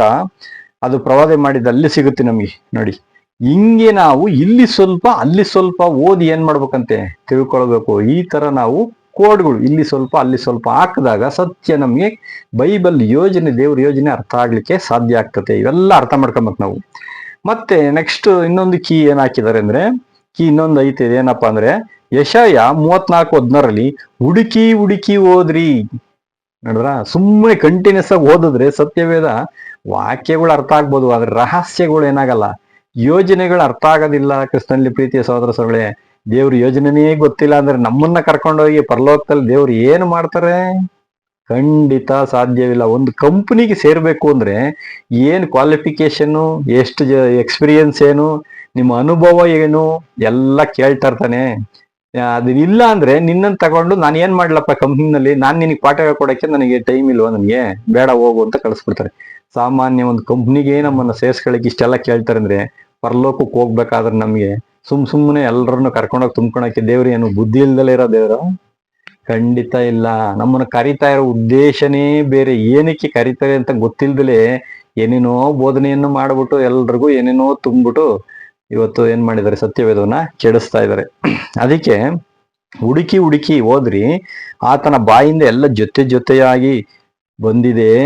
ಅದನ್ನ ದೇವರೇ ಪಾಲು ಮಾಡಿ ಕೊಟ್ಟಿದ್ದಾರೆ. ಯಾವ್ಯಾವ ರೀತಿಯಲ್ಲಿ ಇರ್ಬೇಕು, ಎಲ್ಲಾ ವಿಷಯಗಳನ್ನ ಈ ಲೋಕದಲ್ಲಿ ಏನ್ ನಡೀತದೆ, ಯಾವಾಗ ನಡೀತದೆ, 1000 ವರ್ಷದಲ್ಲಿ ಏನು, ಸೆಕೆಂಡ್ ಕಮಿಂಗ್ ಅಲ್ಲಿ ಏನು, ಪುನರುತ್ಥಾನ ಅಂದ್ರೇನು, ಪ್ರತಿ ಒಂದನ್ನು ಏನ್ ಮಾಡಿದಾರಂತೆ ಪಾಲು ಮಾಡಿಕೊಟ್ಟಿದ್ದಾರೆ. ಇಬ್ರಿಯ 1:1 ಹೇಳ್ತಾರೆ, ವಿಧ ವಿಧವಾಗಿ ಭಾಗ ಭಾಗವಾಗಿ ನಾನು ಮಾತಾಡಿದ್ದೀನಿ ಅಂತ ಹೇಳ್ತಾರೆ. ಹಂಗಂದ್ರೆ ಯಾವ್ಯಾವ ರೀತಿ ಮಾತಾಡಿದರೆ, ಏನೇನು ಭಾಗವಾಗಿ ಮಾತಾಡಿದರೆ ಅನ್ನುವಂಥದ್ದನ್ನ ನಾವು ಅರ್ಥನೇ ಮಾಡ್ಕೊಂಡಿಲ್ಲ ಅಂದ್ರೆ ಸತ್ಯವೇದ ನಮ್ಗೆ ಯೋಜನೆನೇ ಅರ್ಥ ಆಗೋದಿಲ್ಲ. ಕ್ರಿಸ್ತನಲ್ಲಿ ಪ್ರೀತಿಯ ಸಹೋದರ ಸಹೋದರಿಗಳೇ, ಅದರಿಂದ ಒಂದು ಕಡೆ ಪ್ರಶ್ನೆ ಇತ್ತು ಅಂತಂದ್ರೆ ಮತ್ತೊಂದು ಕಡೆ ಉತ್ತರ ಏನಾಗಿರ್ತದೆ, ಸತ್ಯವೇದದಲ್ಲಿ ಇರ್ತೈತೆ. ಇದನ್ನ ನಾವು ಒಂದ್ ಕಡೆಯಿಂದ ಓದ್ಕೊಂಡು ಹೋಗ್ಬಿಟ್ರೆ ಕಥೆ ರೂಪದಲ್ಲಿ ಏನ್ ಅರ್ಥ ಆಗತ್ತಾ? ಇಲ್ಲ. ಸತ್ಯವೇದವನ್ನು ಸ್ಟಡಿ ಮಾಡುವಂತ ವಿಧಾನಗಳೇ ಬೇರೆ ಇರ್ತವೆ. ಕಂಪ್ಲೀಟ್ ದೇವ್ರನ್ನ ಪ್ರೀತಿ ಮಾಡ್ಬೇಕು, ದೇವ್ರ ಹತ್ರ ಹೋಗ್ಬೇಕು ಅಂದ್ರೆ ಇವೆಲ್ಲವನ್ನ ನಮ್ಗೆ ಒಂದು ರೀತಿ ಅಡಿಪಾಯ. ಈ ಅಡಿಪಾಯನೇ ಇಲ್ಲ ಅಂದ್ರೆ ಬಿಲ್ಡಿಂಗ್ ಕಟ್ಟಕ್ಕೆ ಆಗಲ್ಲ. ಅದಕ್ಕೆ ನಮಗೆ ಒಂದು ಆತ್ಮಿಕವಾದಂತಹ ಮನೆಯನ್ನ ನಾವು ಕಟ್ಟಬೇಕು ಅಂದ್ರೆ ಸತ್ಯವೇದದಲ್ಲಿ ಏನೇನು ಯಾವ್ಯಾವ ರೀತಿಯಲ್ಲಿ ಕಟ್ಟಬೇಕು, ಯಾವ ರೀತಿಯಲ್ಲಿ ಕಟ್ಟಿದ್ರೆ ಸ್ಟ್ರಾಂಗ್ ಆಗಿ ನಿಂತ್ಕೊಳ್ತೀಯಾ ಅಂತ ನಮ್ಗೆ ಹಲವಾರು ರೀತಿಯಲ್ಲಿ ವಾಕ್ಯಗಳು ನಮ್ಗೆ ಬೋಧನೆಯನ್ನು ಮಾಡ್ತದೆ. ಅದೇ ರೀತಿ ಒಂದ್ ಮನೆ, ಲೌಕಿಕವಾಗಿ ಮನೆ ಕಟ್ಟಬೇಕು ಅಂದ್ರೆ ಹೆಂಗ್ ಕಟ್ಟಬೇಕು ಅಂತಾನು ಬರ್ದಿದ್ದಾರೆ ಸತ್ಯವೇದದಲ್ಲಿ. ಬಟ್ಟೆ ಯಾವ ರೀತಿ ಹಾಕ್ಬೇಕು, ದೇವ್ರ ಮಕ್ಕಳು ಹೆಂಗಸರು ಉಡುಪನ್ನ, ಗಂಡಸರು ಉಡುಪನ್ನ ಹೆಂಗಸರು ಹಾಕೊಂಬೋದಾ? ಮಾಂಸಾಹಾರ ತಿನ್ಬೋದಾ? ಸಸ್ಯಾಹಾರ ತಿನ್ಬೇಕಾ? ಪ್ರತಿ ಒಂದು ವಿಷಯದಲ್ಲಿ ಇಂಥದ್ದಿಲ್ಲ ಅನ್ನಂಗಿಲ್ಲ. ಎಲ್ಲವನ್ನು ದೇವ್ರು ಏನ್ ಮಾಡಿದ್ದಾರೆ, ಬರ್ಸಿ ಇಟ್ಟಿದ್ದಾರೆ. ಕ್ರಿಸ್ತನಲ್ಲಿ ಪ್ರೀತಿಯ ಸಹೋದರ ಸಹೋದರಿಗಳೇ, ಕೆಲವು ವಾಕ್ಯಗಳನ್ನ ಉಲ್ಟಾ ಪಲ್ಟಾನು ಬರ್ದಿದ್ದಾರೆ ದೇವ್ರು. ಮೇಲಿನ ವಾಕ್ಯ ಕೆಳಗಡೆ, ಕೆಳಗಿಂದ ಮೇಲಿನ ಅರ್ಥ ಮಾಡ್ಕೊಳ್ಬೇಕು. ಯಾಕೆ ಈ ರೀತಿ ಬರ್ದಿದ್ದಾರೆ? ಅದೆಲ್ಲ ದೇವರ ಯೋಜನೆ. ಇದು ಏನಾಗಿದೆ, ಎಲ್ರಿಗೂ ಇದು ಅರ್ಥ ಆಗ್ಬಾರ್ದು. ದೇವ್ ಭಕ್ತರುಗಳಿಗೆ, ನಿಜವಾದಂತ ಸಂತರುಗಳಿಗೆ, ಬುದ್ಧಿ ಉಳ್ಳಂತ ಪ್ರಾಯಸ್ಥರಿಗೆ ಅರ್ಥ ಆಗ್ಬೇಕು. ಇದು ಅಪಾರ್ಥ ಮಾಡ್ಕೊಂಡು ಕೆಡಿಸೋಂಥವ್ರಿಗೆ ಅರ್ಥ ಆಗಿ ಪ್ರಯೋಜನ ಇಲ್ಲ. ಅದಕ್ಕೋಸ್ಕರ ದೇವ್ರು ಏನ್ ಮಾಡಿದ್ದಾರೆ, ಬರ್ದಿದ್ದಾರೆ. ಇದನ್ನೆಲ್ಲ ನಾವು, ಇದು ಕೆಲವು ವಾಕ್ಯಗಳು ವರ್ತಮಾನ ಕಾಲಕ್ಕೆ ಅಪ್ಲೈ ಆದ್ರೆ ಕೆಲವು ಭವಿಷ್ಯತ್ ಕಾಲಕ್ಕೆ ಅಪ್ಲೈ ಆಗುವಂತ ವಾಕ್ಯಗಳಿದಾವೆ. ಇದನ್ನೆಲ್ಲ ನಾವೇನ್ ಮಾಡ್ಬೇಕಂತೆ, ಹುಡುಕಿ ಹುಡುಕಿ ನಾವು ಓದ್ಕೊಂಡ್ರೆ ಅರ್ಥ ಆಗುತ್ತೆ. ಅದರಿಂದ ಎಲ್ಲಾ ಸತ್ಯಗಳನ್ನ ತಿಳಿಬೇಕು ಅಂದ್ರೆ ನಾವು ಆಗ್ತಾ ಇರುವಂತ ಈ ವಿಡಿಯೋಗಳನ್ನ ಕಂಟಿನ್ಯೂಸ್ ಆಗಿ ನೀವು ಫಾಲೋ ಮಾಡೋದಾದ್ರೆ ಇದನ್ನ ಖಂಡಿತ ಎಲ್ಲ ಸತ್ಯಗಳೇನಾಗ್ತವೆ, ಅರ್ಥ ಆಗ್ಲಿಕ್ಕೆ ಸಾಧ್ಯ ಆಗ್ತದೆ. ಅದರಿಂದ ದಯವಿಟ್ಟು ಈ ಒಂದು ಚಾನಲ್ ಮುಖಾಂತರ ನಾವು ಆಗ್ತಾ ಇರುವಂತ ಈ ವಿಡಿಯೋಗಳನ್ನ ಒಂದರಿಂದ ಒಂದು ಕಂಟಿನ್ಯೂಸ್ ಆಗಿ ನೀವು ನೋಡೋದಾದ್ರೆ ಖಂಡಿತ ನಿಮ್ಗೆ ಎಲ್ಲಾ ಸತ್ಯಗಳು ಸಿಕ್ಕಿ ಅಧಿಕವಾದಂತ ಸಂತೋಷ ಸಿಗ್ಲಿಕ್ಕೆ ಸಾಧ್ಯ. ಇದು ಬರೀ ನಾನು ಆಗ್ತಾ ಇರುವಂತದ್ದು ಒಂದು ಏನಂತಿದು ಅಡಿಪಾಯ ಅಷ್ಟೇ. ಒಂದು ಬಿಲ್ಡಿಂಗ್ ಕಟ್ಬೇಕಾದ್ರೆ ಪಾಯ ಎಷ್ಟು ಮುಖ್ಯ, ಯಾವುದ್ರ ಮೇಲೆ ನಾವು ಕಟ್ಟಬೇಕು ಅನ್ನೋಂಥ ವಿಷಯಗಳು ಮಾತ್ರ ಇದಿದ್ದಾವೆ. ಈಗ ಇದನ್ನ ನಾನು ಏನ್ ಮಾಡ್ತಾ ಇದ್ದೀನಿ, ಭಾಗ 1 ಅಂತ ಮಾಡ್ಕೊಂತ ಇದ್ದೀನಿ. ಕಾರಣ ಇದು ತುಂಬಾ ಲಾಂಗ್ ಆಗಿರೋದ್ರಿಂದ ನಾವು ಪಾರ್ಟ್ 1 ಇದು. ಪಾರ್ಟ್ 2 ನಲ್ಲಿ ಇನ್ನೂ ಮುಖ್ಯವಾದಂತ ಘಟ್ಟ, ಯಾವ ರೀತಿನಲ್ಲಿ ನಾವು ದೇವರು ಬರ್ಸಿದ್ದಾರೆ, ಮತ್ತೆ ಯಾವ ರೀತಿಯಲ್ಲಿ ಎಷ್ಟು ವಿಧಾನಗಳಲ್ಲಿ ಬರೆದಿದ್ದಾರೆ, ಅವುಗಳನ್ನು ಹೆಂಗೆ ಪರೀಕ್ಷೆ ಮಾಡಬೇಕು ಅನ್ನೋ ಮುಖ್ಯವಾದಂತ ಟಾಪಿಕ್ ಅನ್ನ ನಾವೇನ್ ಮಾಡೋಣ, ಮುಂದಿನ ವಿಡಿಯೋಗಳಲ್ಲಿ ನೋಡೋಣ. ಅದುವರೆಗೂ ನೀವೇನ್ ಮಾಡ್ರಿ, ತಾಳ್ಮೆಯಿಂದ ಕಾದಿದ್ದು ಈ ವಾಕ್ಯಗಳನ್ನ ಪರಿಶೀಲನೆ ಮಾಡಿ, ಮತ್ತೆ ಇದು ಚಾನಲ್ನ ಸಬ್ಸ್ಕ್ರೈಬ್ ಮಾಡಿ, ಒಂದು ಲೈಕ್ ಕೊಟ್ಟು ಶೇರ್ ಮಾಡೋದನ್ನ ಖಂಡಿತ ಮರಿಬೇಡಿ. ಇದರಿಂದ ನನಗೂ ನಿಮಗೂ ಪ್ರತಿಯೊಬ್ಬರಿಗೂ ಇದು ಹೆಲ್ಪ್ ಆಗುತ್ತೆ. ನೀವು ಇದನ್ನ ನೆಕ್ಸ್ಟ್ ವಿಡಿಯೋ ನಿಮ್ಗೆ ತಲುಪಬೇಕು ಅಂದ್ರೆ ಸಬ್ಸ್ಕ್ರೈಬ್ ಮಾಡ್ಕೊಂಡು ಫಾಲೋ ಮಾಡಿದ್ರೆ ಮಾತ್ರ ಸಾಧ್ಯ ಆಗ್ತದೆ. ಅದರಿಂದ ನಾನು ನಿಮ್ಗೆ ಈ ವಿಡಿಯೋಗಳನ್ನ ನೋಡಿದ್ದೀರಿ ಅಂತ ನನಗೆ ಖುಷಿಯಿಂದ ಮಾಡ್ಲಿಕ್ಕೂ ತುಂಬಾ ಸಂತೋಷ ಆಗ್ತದೆ. ದಯವಿಟ್ಟು ಇದನ್ನ ಲೈಕ್ ಮಾಡಿ, ಶೇರ್ ಮಾಡಿ, ಸಬ್ಸ್ಕ್ರೈಬ್ ಮಾಡೋದನ್ನ ಮರಿಬೇಡಿ. ಇದು ಒಂದು ತಾಳ್ಮೆಯಿಂದ ಕೇಳಿದೆ. ನಿಮ್ಮೆಲ್ಲರಿಗೂ ವಂದನೆಗಳು. ದೇವರ ವಾಕ್ಯಗಳನ್ನ ಆಶೀರ್ವದಿಸಲಿ. ಆಮೇನ್.